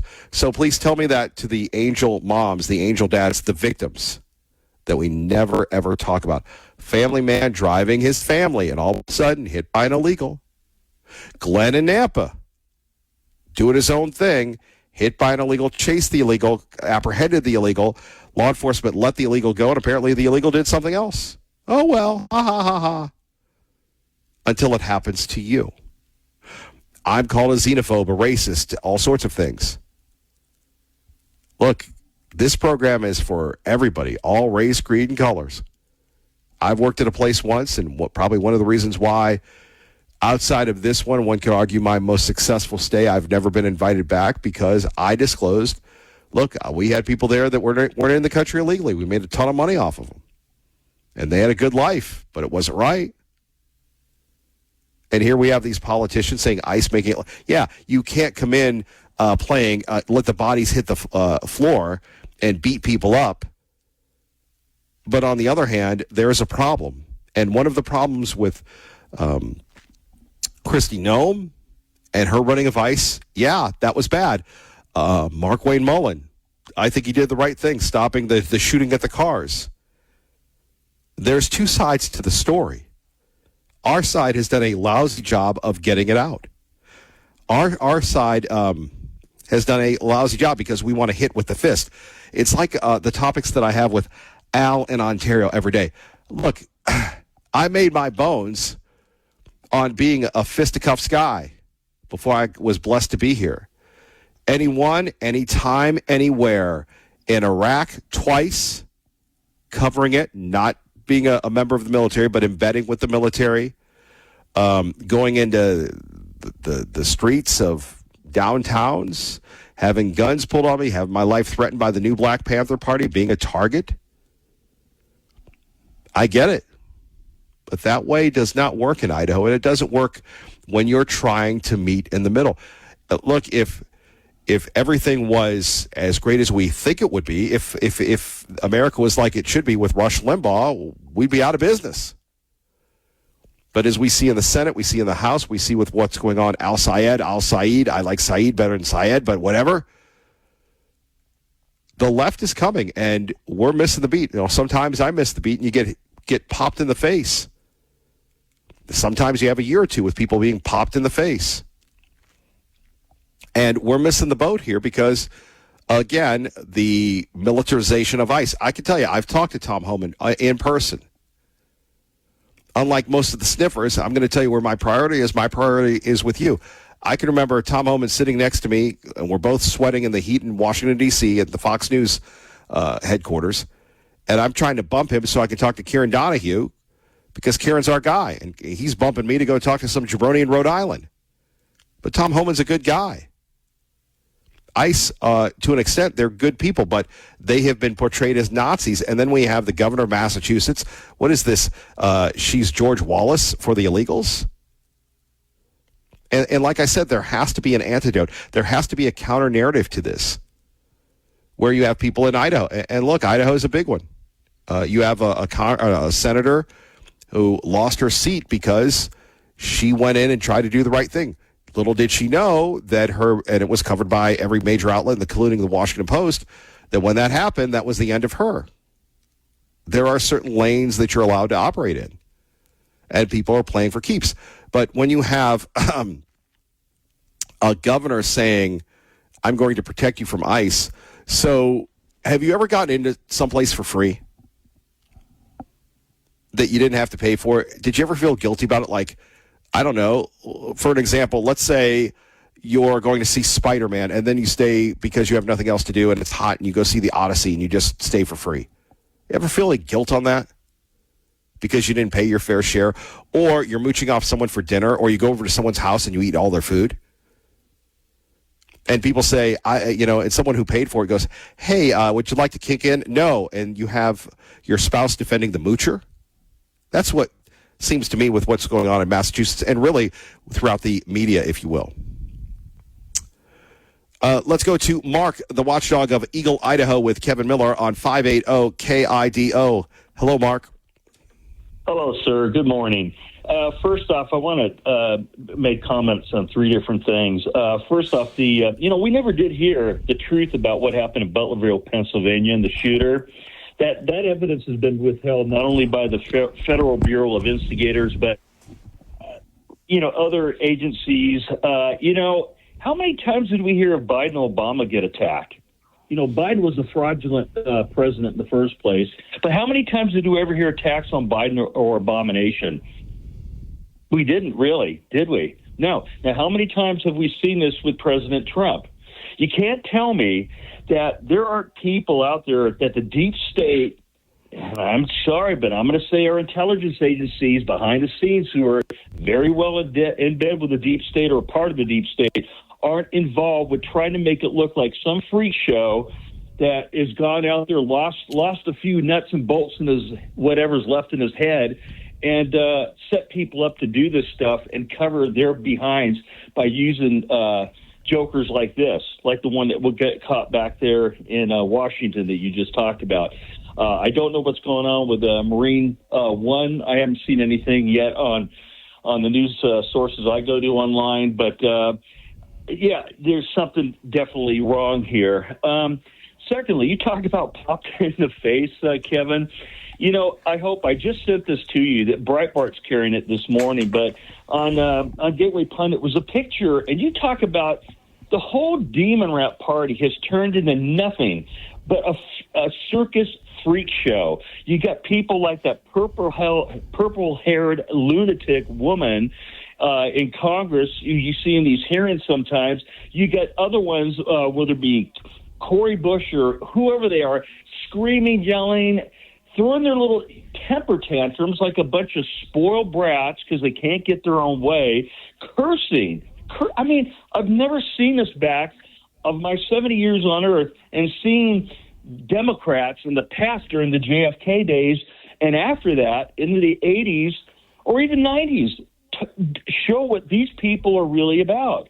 You'll see this clown who's he's a candidate running in Hawaii. Apparently there was an incident on Maui, and you'll see the video of it if you go to it. And this clown was busy shooting and cussing his head off, shooting his mouth off at what I believe is some Hawaiian guy and his girlfriend and another gal there. He's bald head, tattooed. If you talk about a neo-Nazi, this guy fit the bill. But he's running as he's fighting for Hawaii. And when you see the video, you just see him just instigating a fight. So finally the guy gets tired of it. He's talking about his girlfriend, and he's saying the F-bomb to his girlfriend. He gets up and says, no, you shouldn't be saying that, talking to my girlfriend like that. The guy would not shut up. He gets up, and he pops him one time right in the face, and down that clown went. So, this is the kind of crap that the Demon Rat Party serves you up to go vote for, and you idiot liberal libtards who have no brains to think for yourself will go out and vote for these type of people. The third thing I want to talk about, and last thing, Kevin, is these fires. Did you know the clown that started that fire up there in Spokane, he murdered his father back in 2010. Now, why is that SOB out running around and free? Who let that clown out of jail to do what he did up in Spokane? 700-plus buildings destroyed, people's livelihoods, gone. And another thing about this, CNN apparently portrayed it as a result of climate change. This is what happens when you idiot people who listen to, that don't think for yourselves, will listen to things like Communist News Network, ABC, MSNBC, MSM Now, ABC, CBS, whatever, and push that climate change BS, because this is what's happened in France, Spain, and Greece with the fires over there. Well, guess what? It came out on Breitbart the other day, and another news source, I think it was Revolver.com, that they found that 85 to 90% of the fires that are going on in Europe have been started by, guess what, arsonists, young ones, and immigrants that have come into the countries over there. 85 to 90%, Kevin. But guess what? Your left-wing deep state media is pulling and telling us over here, and to the people over there and the sheeple in Europe, climate change. I mean, we are constantly getting lied to. We can't get the truth from anybody. You know what was said in the end days, that people would distrust their governments before, whatever happens finally happens, Armageddon, whatever you want to call it. And I can see that now. I mean, you can't trust your own government anymore. You haven't been for a long time. You can't trust your lying media outlets on TV or the rag sheet leftist newspapers that are still out there, like the Idaho Statesman, as an example. You just can't trust any of them. And that's why we depend on you. We depend on everybody else. Kevin Miller, 580 KIDO. But Dylan wanted to call in, and I missed the boat on that. See, we all make mistakes. We all make mistakes. Our number quattro coming up next. 580 KIDO. Good morning, everybody.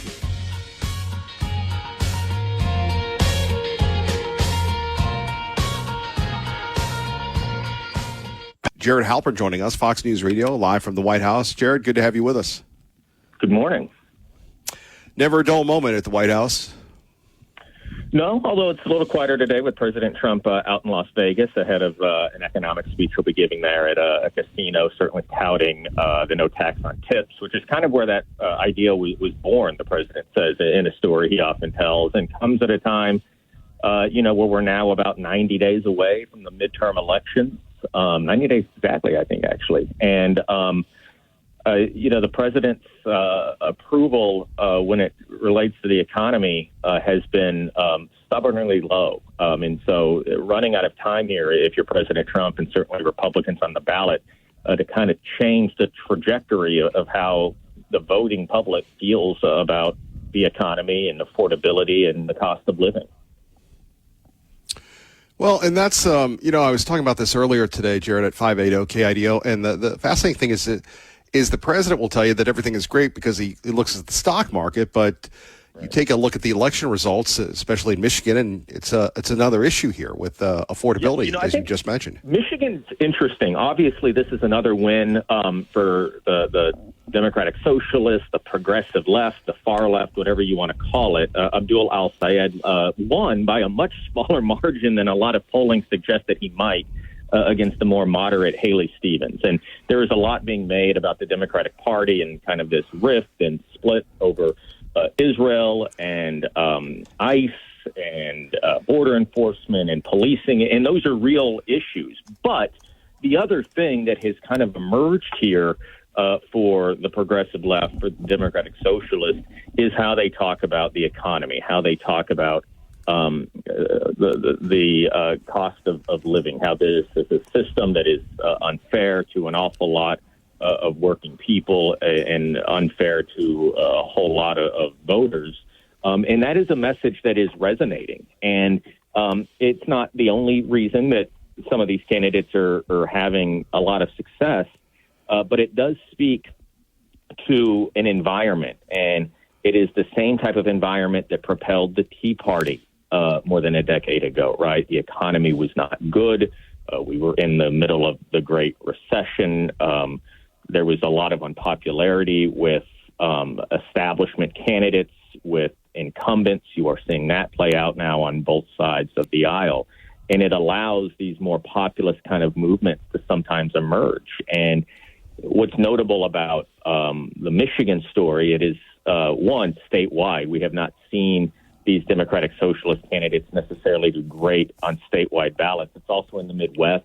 Michigan is not like a deep blue area, right? This is not New York City. This is not that Denver district where we saw a DSA candidate win. This is the Midwest. This is an area where, moderate Democrats still hold a lot of sway. It is an important swing state. This is going to be a test of the electability of the far left, right? Can Abdul al-Sayed generate enough kind of moderate vote, independent votes to beat a known Republican in the former Congressman Mike Rogers? So I think it is a fascinating story politically that developed last night or this morning in Michigan that could help really kind of explain the political moment that we find ourselves in, especially as both parties kind of start positioning themselves for the presidential election now just 2 years away.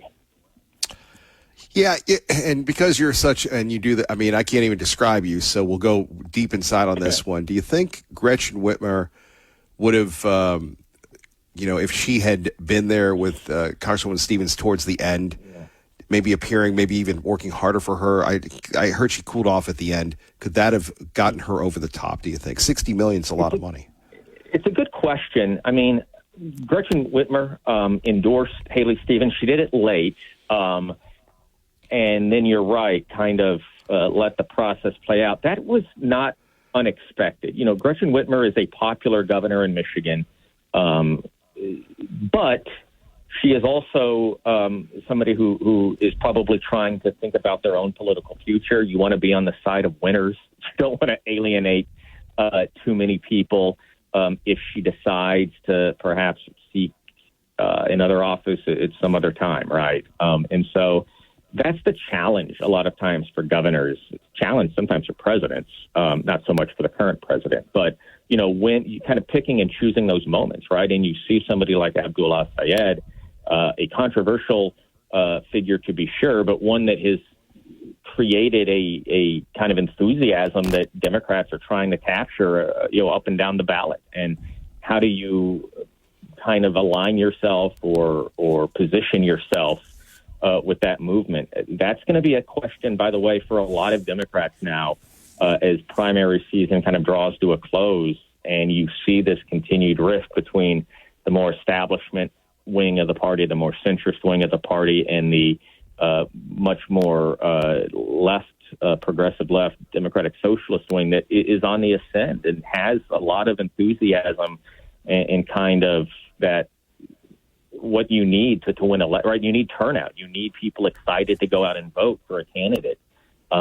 And Michigan, I think, is now going to be central in kind of whether or not these types of candidates can have success long term, because it is such an important state, right? Michigan really could decide which party controls the Senate when you look at the map and where Democrats need to perform and where Republicans need to perform. This is an open Senate seat. It could be a flip for Republicans if Rogers wins. That would go a long way in perhaps positioning Republicans to hold on to the majority. Michigan's going to be a big, important state. It'll be fascinating to see which Democrats pour into that state to stand alongside the new nominee here in al-Sayed. Jared Halpern, we always appreciate you. Thank you, sir. Sure thing. Fascinating news out of Michigan. We'll talk about it next. Kevin Miller, 580 KIDO. We didn't get to last hour. He joins us now. Dilly at 580 KIDO. Dilly with Willy Nilly. K Millie, my phone call came of this comment of the gentleman that you played that described the Democrats being, digital sound versus we're still peddling CDs. That's been true since Obama. The Democrats have schooled the Republicans for decades now on how to use new technologies. Somebody I had talked to at one time shared with me a quote that they heard that stuck with them, which is, the people remember the sword that they won with, and they keep using that sword. They don't ever pick up a new one. That is a definition of the Idaho Republican machine. But what is it? You have this comment of Maura Healey that's basically, we have mothers in their cars and dads and workers, and they all pay their taxes. That is the lie right there. If you don't have a social security number, the state's like, well, we don't care if they paid our federal tax, but we'll get sales tax and we'll get grocery tax and we'll get all this other tax. However, nobody's talking about the tax that they put on our education and healthcare system. And what's the difference between Governor Little and Maura Healey? Just because you don't say something, just not saying something is just as powerful as saying something. When we had a legislative session that could have addressed some illegal immigration, you didn't hear Mr. Little say anything. That's just what I observed. Why is he not out there saying, I'm demanding you to get the pass? But you look at what's happening in Idaho, and you go back to that, why the Democratic Socialists could win even here, because it's happening in Boise, is the Idaho Republicans are using the same sword, and they say money doesn't matter anymore. Well, it sure does in Idaho, because if you're going to be a Glenita Zuderveld and stand up for something what should be binary, we should all get behind the illegal immigration and the basics of abortion and all that stuff. Well, the money in Idaho does succeed, and it will destroy you. But here's the problem. We have a Republican Party that appears to support those that are elected only and nothing of the grassroots. The Democrats understand the grassroots and know how to rally the people. We talk about money being important. The Idaho Republican Party doesn't have to raise a single dollar, and they don't. They're 49th in the state for dollars raised per registered Republican voter. That's because, in my opinion, the Idaho Republican Party doesn't support what the people want. When the Idaho Republican Party has their committees endorsing candidates themselves, that's a small group of people saying, we as this committee endorse this one candidate, instead of creating a platform that lets people share fairly. Look what's happening. Mark Fitzpatrick took 37% of the vote. That should scare the heck out of everybody. Mark Fitzpatrick was way extreme, and people were willing to consider it because of the current status quo. The problem with the Idaho establishment and the Republican Party as a whole is it is ethically bankrupt. And when you have an ethical bankruptcy, in order to keep and maintain its power, it will destroy any possibility of anything new coming up through the ranks because they're scared of their own replacement. Well, eventually, you work and whittle down enough grassroots individuals to where it's like, why would anybody want to run for anything in Idaho? It now costs somewhere around $50,000 just to become in the state Senate or House of Representatives. Your regular person who's civically minded doesn't just have that kind of money laying around, and nobody's getting behind to support them. Your Republican Party doesn't support them after a fair primary.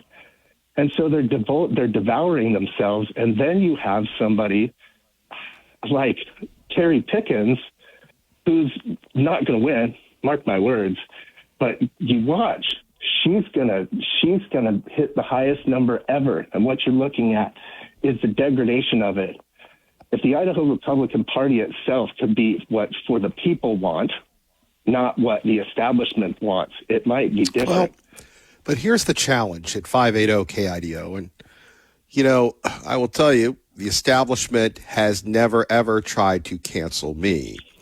I can't say that without the other people. But you have your one side that, they're all fired up and ready to go.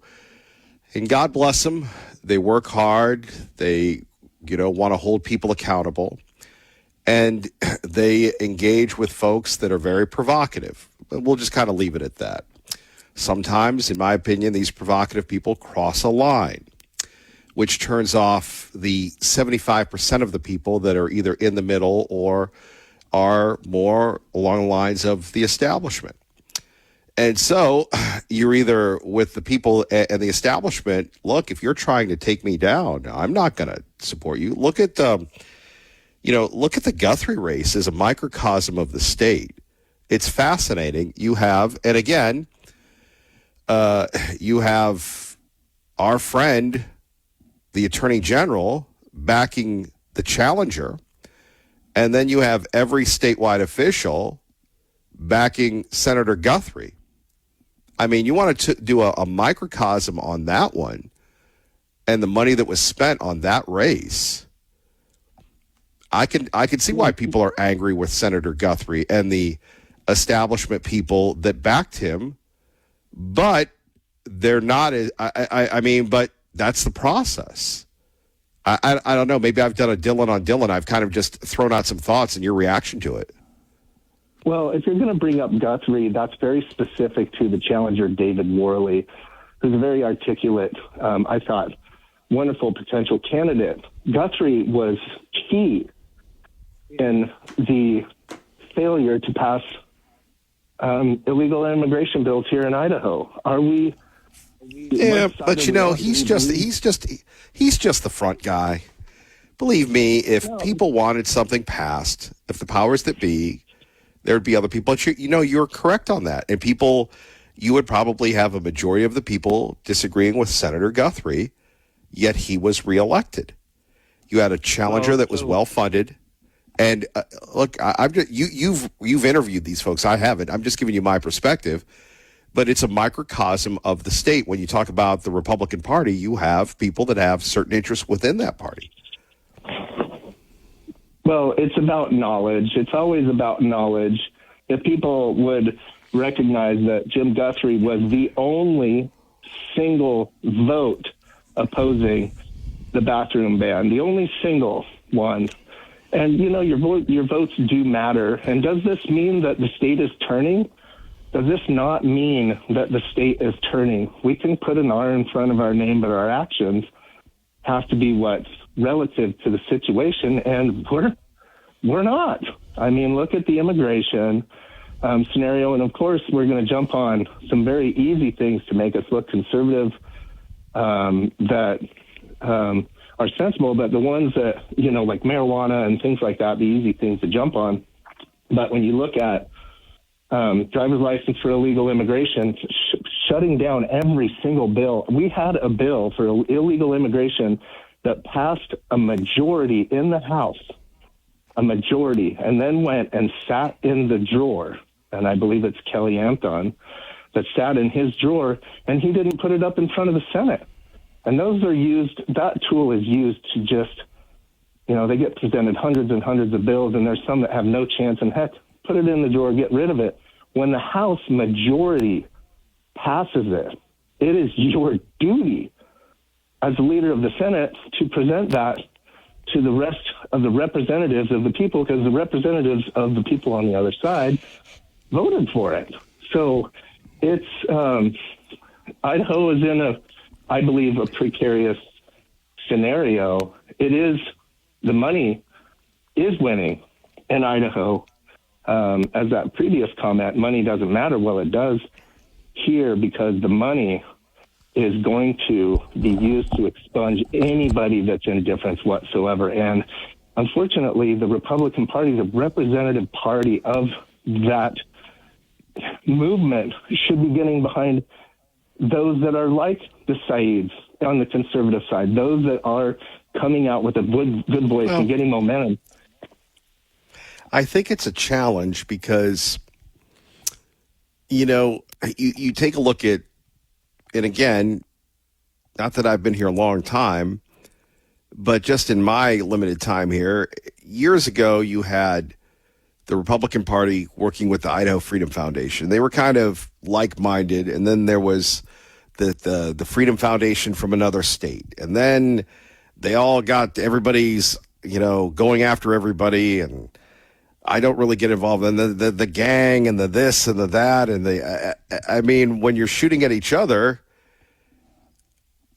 and, obviously people can agree to disagree. It's I guess you would call it chaos theory. So I don't know whoever you could have Boutros Ghali leading the state Republican Party, and I think there would be a segment that would have a problem with Boutros as well. It may be just a side effect of a very large party.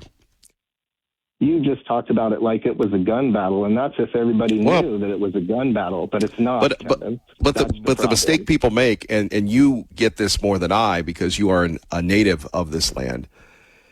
This is not South Carolina.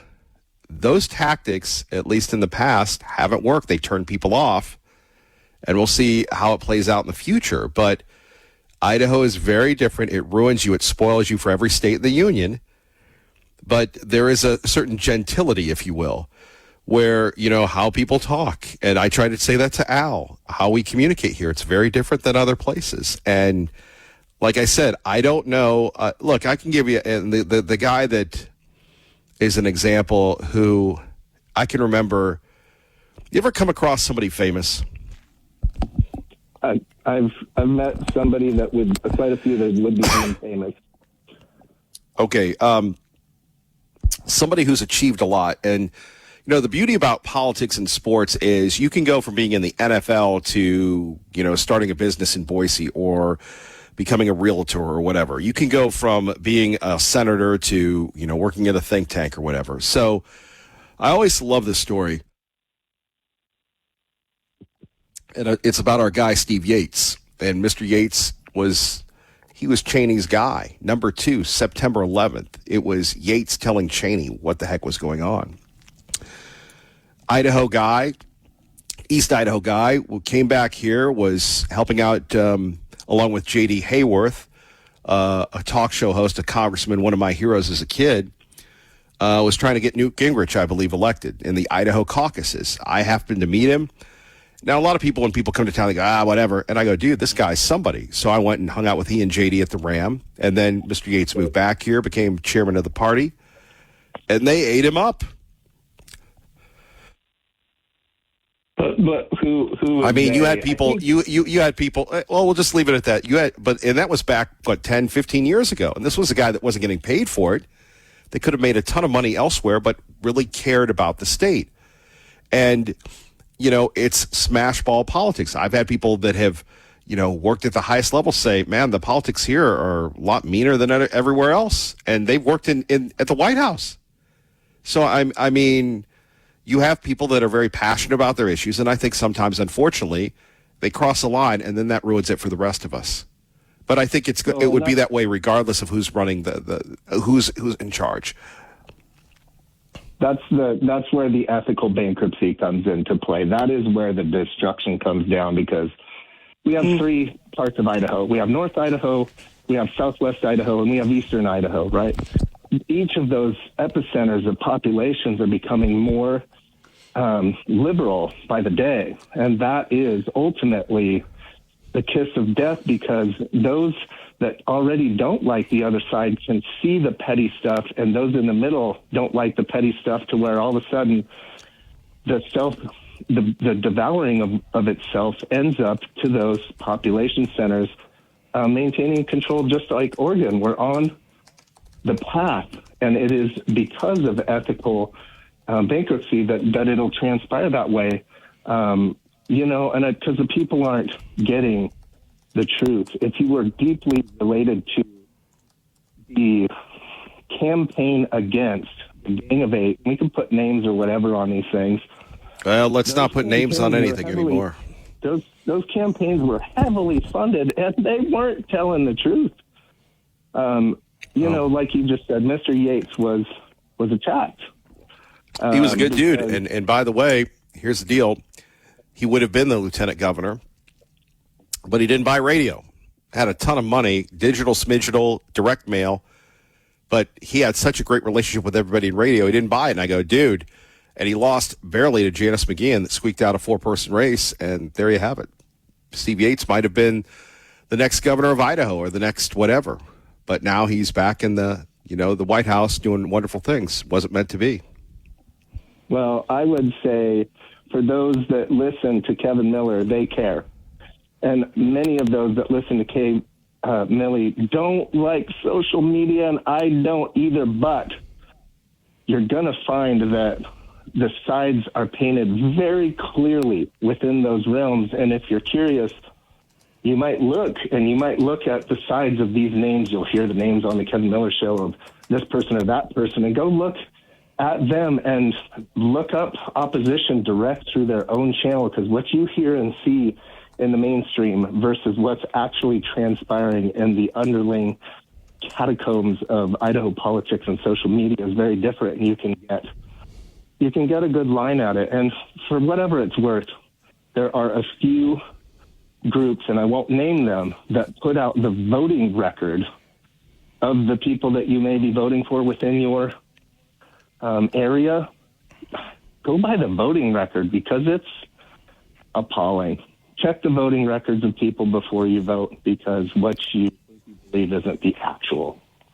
All right, Dylan, got to run. 580 KIDO, your home for Fox News on the radio. 580 KIDO. Going over his views on the state of the body politics here in Idaho. And that was a refreshing rabbit hole that we all went down. Do you want to remind you on our website some great stories getting ready for your consumption. Twin Falls. How does Twin Falls recover? How does Idaho recover?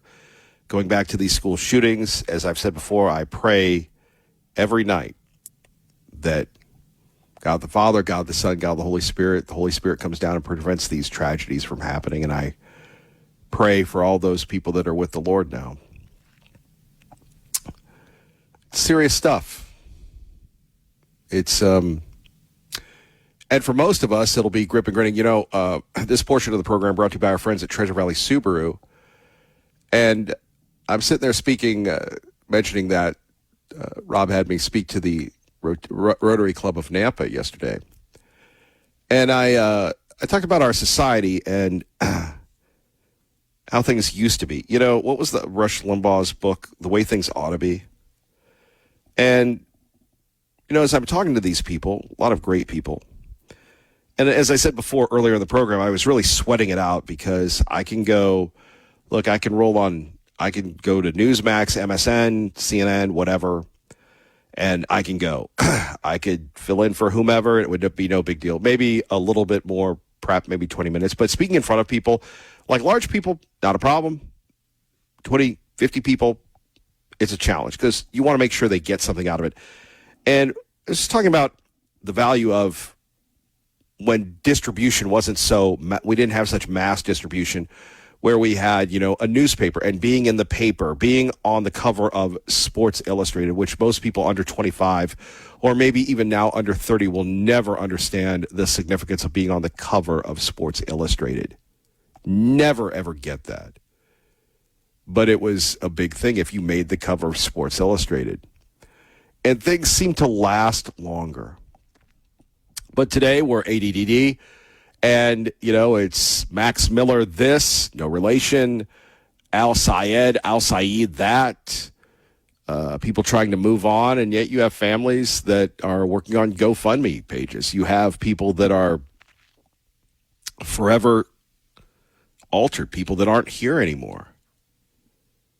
And then you think of the trauma, the triggering, and everything else, and what are you going to do? You're going to look over your shoulder now when you charge your vehicle, when you go to the delicious Christian-run In-N-Out burgers. You can't let that stigma win, but, you know, I don't know about you, and maybe because I do listen to Tom Gresham and I do try to be prepared, that, you know, you always have to be aware of your surroundings. And you're going to say, well, Kevin, that's not a fun way to live. It's what has to happen. It seems to me that things used to mean more. And, you know, somebody wrote a book, The End of Reading, which is kind of oxymoronic if you think about it. If it's truly the end of reading, shouldn't they have just had a video and not have a book on it? But it comes down to what type of life do you want to live?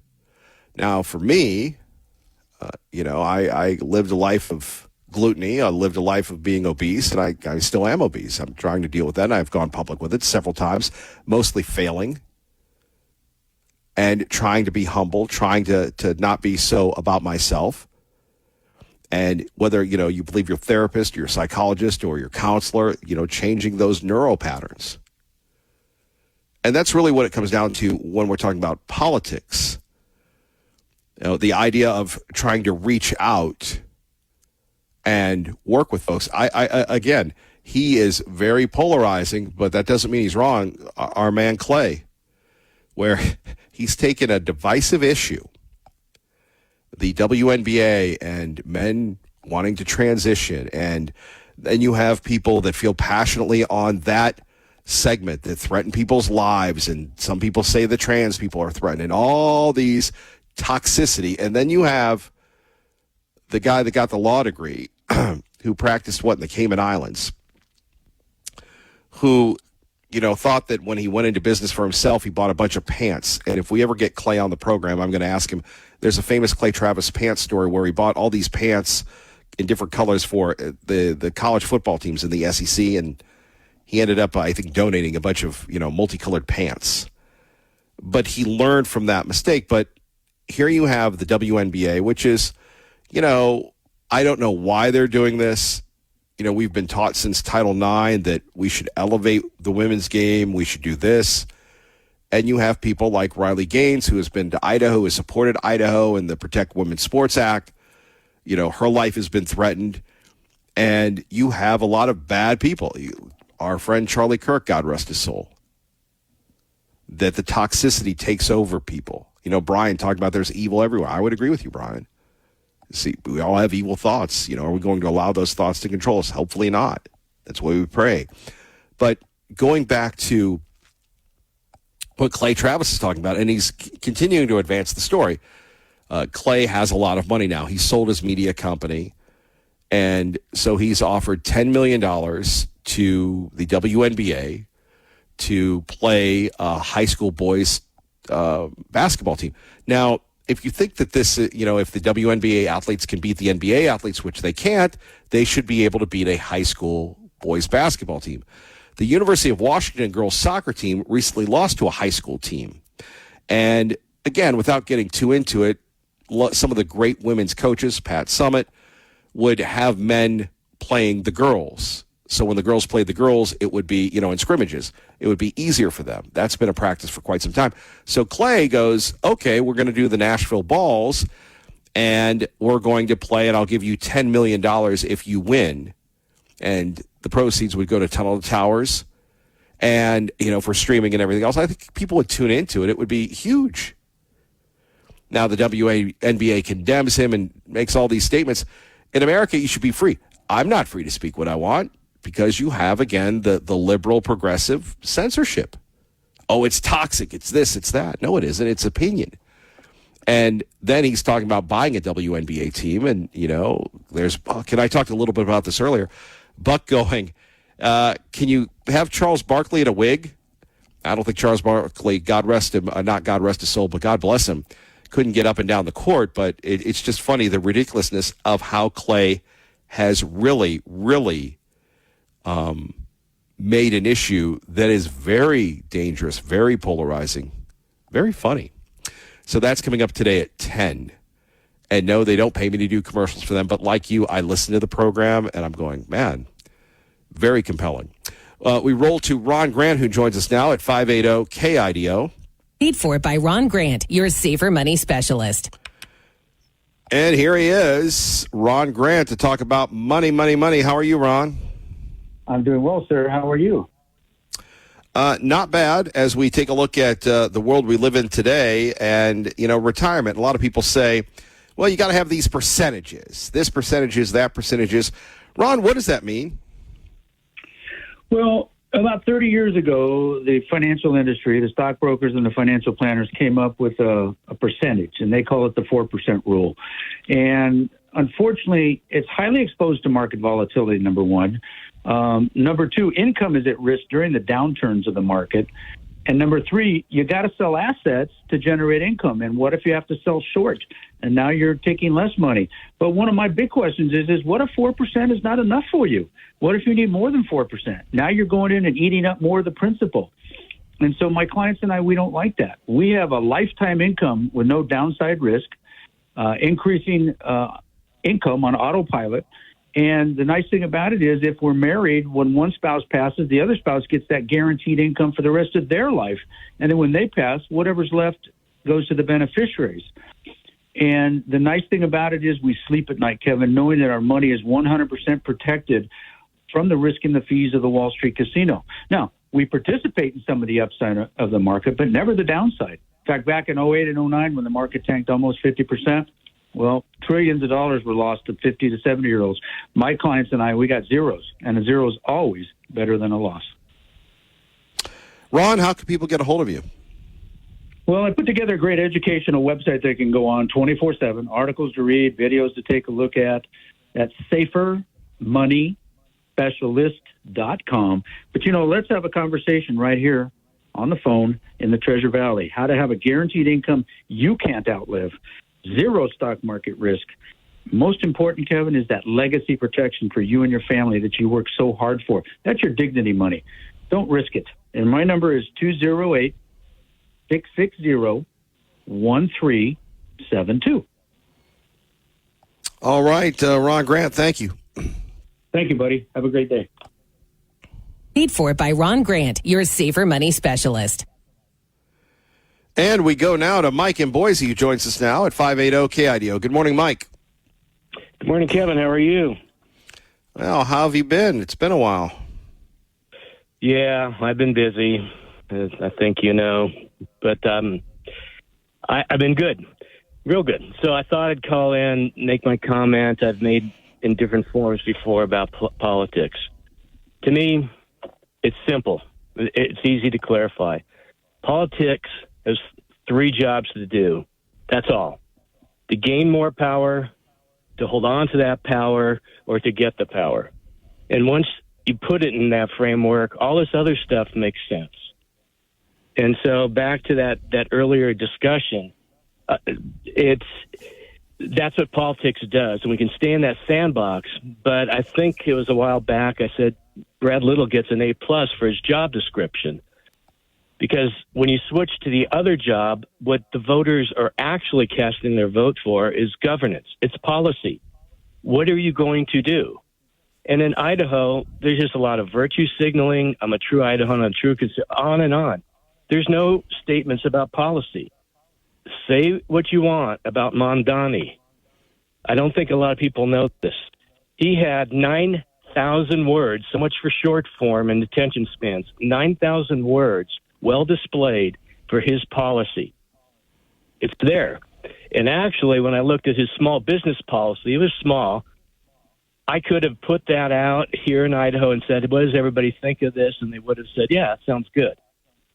And so while all this political stuff goes on in the framing and all that, that's overlooked. And that played to a set of voters. It's like, well, we may not agree or this or that, but at least you're articulating policy. The problem for Mondani is that, okay, now he's got to be accountable to that. So, I don't agree with his policies, but now he's accountable. He said it. He was specific. In Idaho, nobody wants to be accountable except IACI. So in terms of Guthrie and Worley, to me, it all boiled down to Guthrie's the king of the drawer. We all know that. And listening to Worley, he made it clear that he has a certain respect for Guthrie. The guy said he's very clear about where he stands. He said that he just doesn't agree with Guthrie's policy. That's it. He didn't get into the other stuff. He didn't get into the political sandbox. And what he said was he was going to focus on the drawer. So instead of complaining about the drawer and what happens or whatever, he went on record to say that's what he's going after, which means how do we get the drawer out of the picture and go to simple majority where these laws do come to the public view? Because the reason they don't is once you go simple majority, everybody's on record about how they vote on the issue. That's why the drawer's there. It escapes accountability. Well, we didn't vote on it. But once these laws that really matter, that end up in the drawer, get put to simple majority, then everybody's on record for how they voted. Yes, no. So, when you break it down, use some systems thinking, it's not that hard. But it's frustrated me ever since I've been in Idaho. I go to the candidate website. They say nothing. There's no policy. Fitzpatrick was the same way, an AI-generated buzzword PowerPoint presentation with bullets. There's nothing about how are you going to do this? I'm going to lower taxes. How? And when you get to policy, then we have something to vote with. That's why all these quote-unquote apathetic voters, they're not. There's just nothing to vote on in terms of governance. Trump did it. What did he say? Tariffs, shut down the border, whatever. And his 90-day probation's up, so he had a report on that after 100 days. I did everything I told you. It wasn't diffuse stuff. It was very specific. I did the tariffs, I shut down the border, etc. So actually, in their own different ways, Trump and Mamdani did the same thing. And if you look at these, call them the left-wing loons or whatever, at least they're saying, yes, I'm going to stop Thanksgiving. I'm going to do this. I'm going to do that. They're following that formula. So everybody, I don't, it's just like what Worley said. I don't agree with any of that, but they're very specific. They're not jiving and hucking and jiving, whatever. They say what they're going to do. This is what I'm going to do. A, B, C, D, E, F.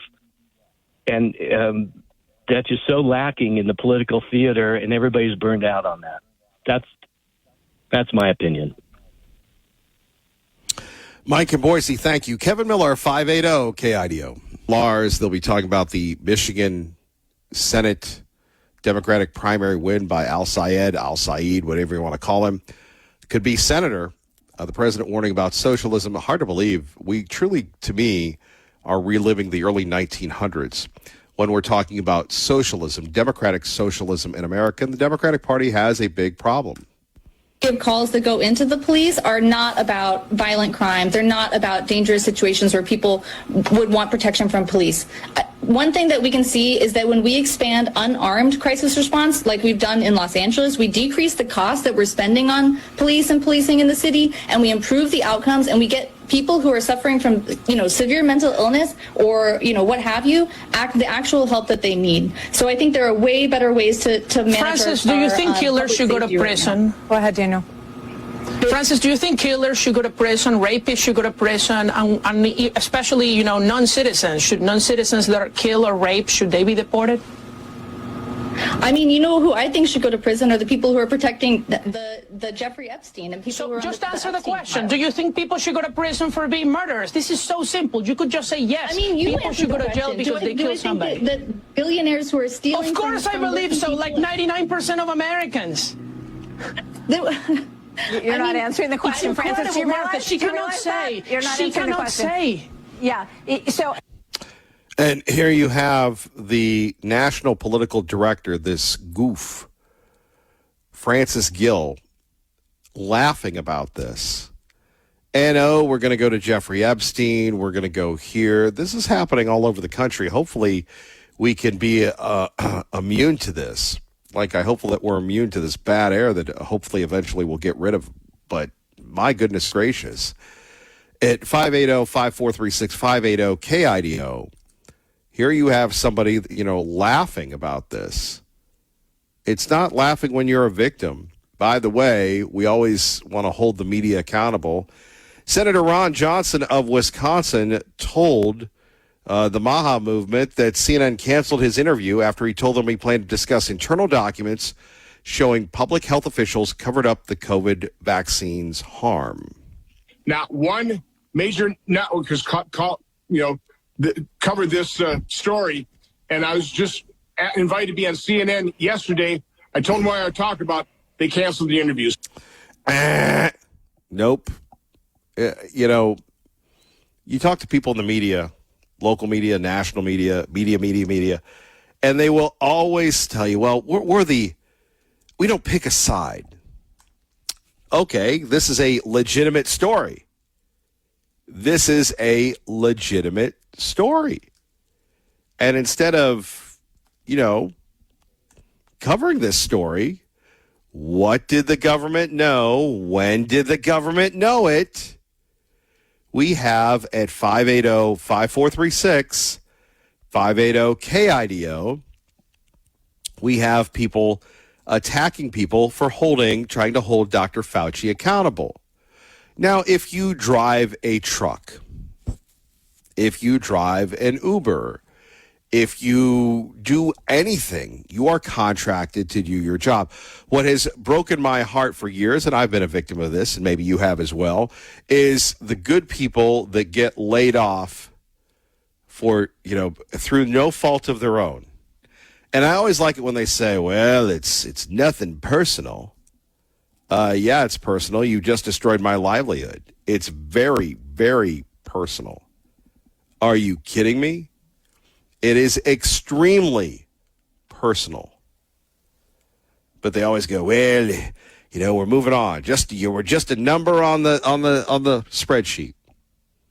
Okay?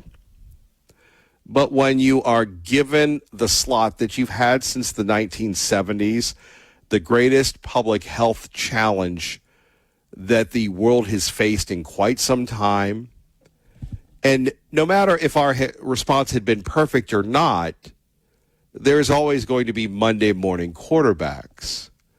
There's always going to be some type of, well, we could have done it better. In the military, they used to call it, maybe they still call it, an after-action report. Why can't we have that with Dr. Fauci? We had a lot of allegations concerning people that stormed the Capitol. And people were arrested, and their due process was denied. And then we had this, kind of like, this tribunal of Democrats and two sellout Republicans, both of them not in Congress. Jim Jordan wanted to be on that committee. They said no. They didn't want it to be fair. And so the committee had national television. They were going to get everybody. And yet, when it was time to go, they started destroying documents. When it was time for them to leave, instead of standing by their work for credibility's sake, they pieced out and gave themselves all pardons. If you did nothing wrong, if you really wanted to get to the truth, why didn't you keep all that information? And with Dr. Fauci could have retired 10 years ago. He was 75 10 years ago. He could have retired well before this. He could have retired, but he chose to be in that spot. It's like a police officer or a firefighter or a teacher or a soldier or a pastor or a priest. You put yourself in that position. And there's a certain criteria. A lot of people, when you apply for a job, can you speak clearly? Can you handle customer service? Can you type a certain amount of, there's a criteria. And if you're not up to the job, then we need to know the truth. But we've politicized accountability when it comes to Dr. Fauci and COVID. And that's wrong, and that's why we're fighting for you. God bless everybody. Keep the faith. Kevin Miller loves you. Appreciate you listening.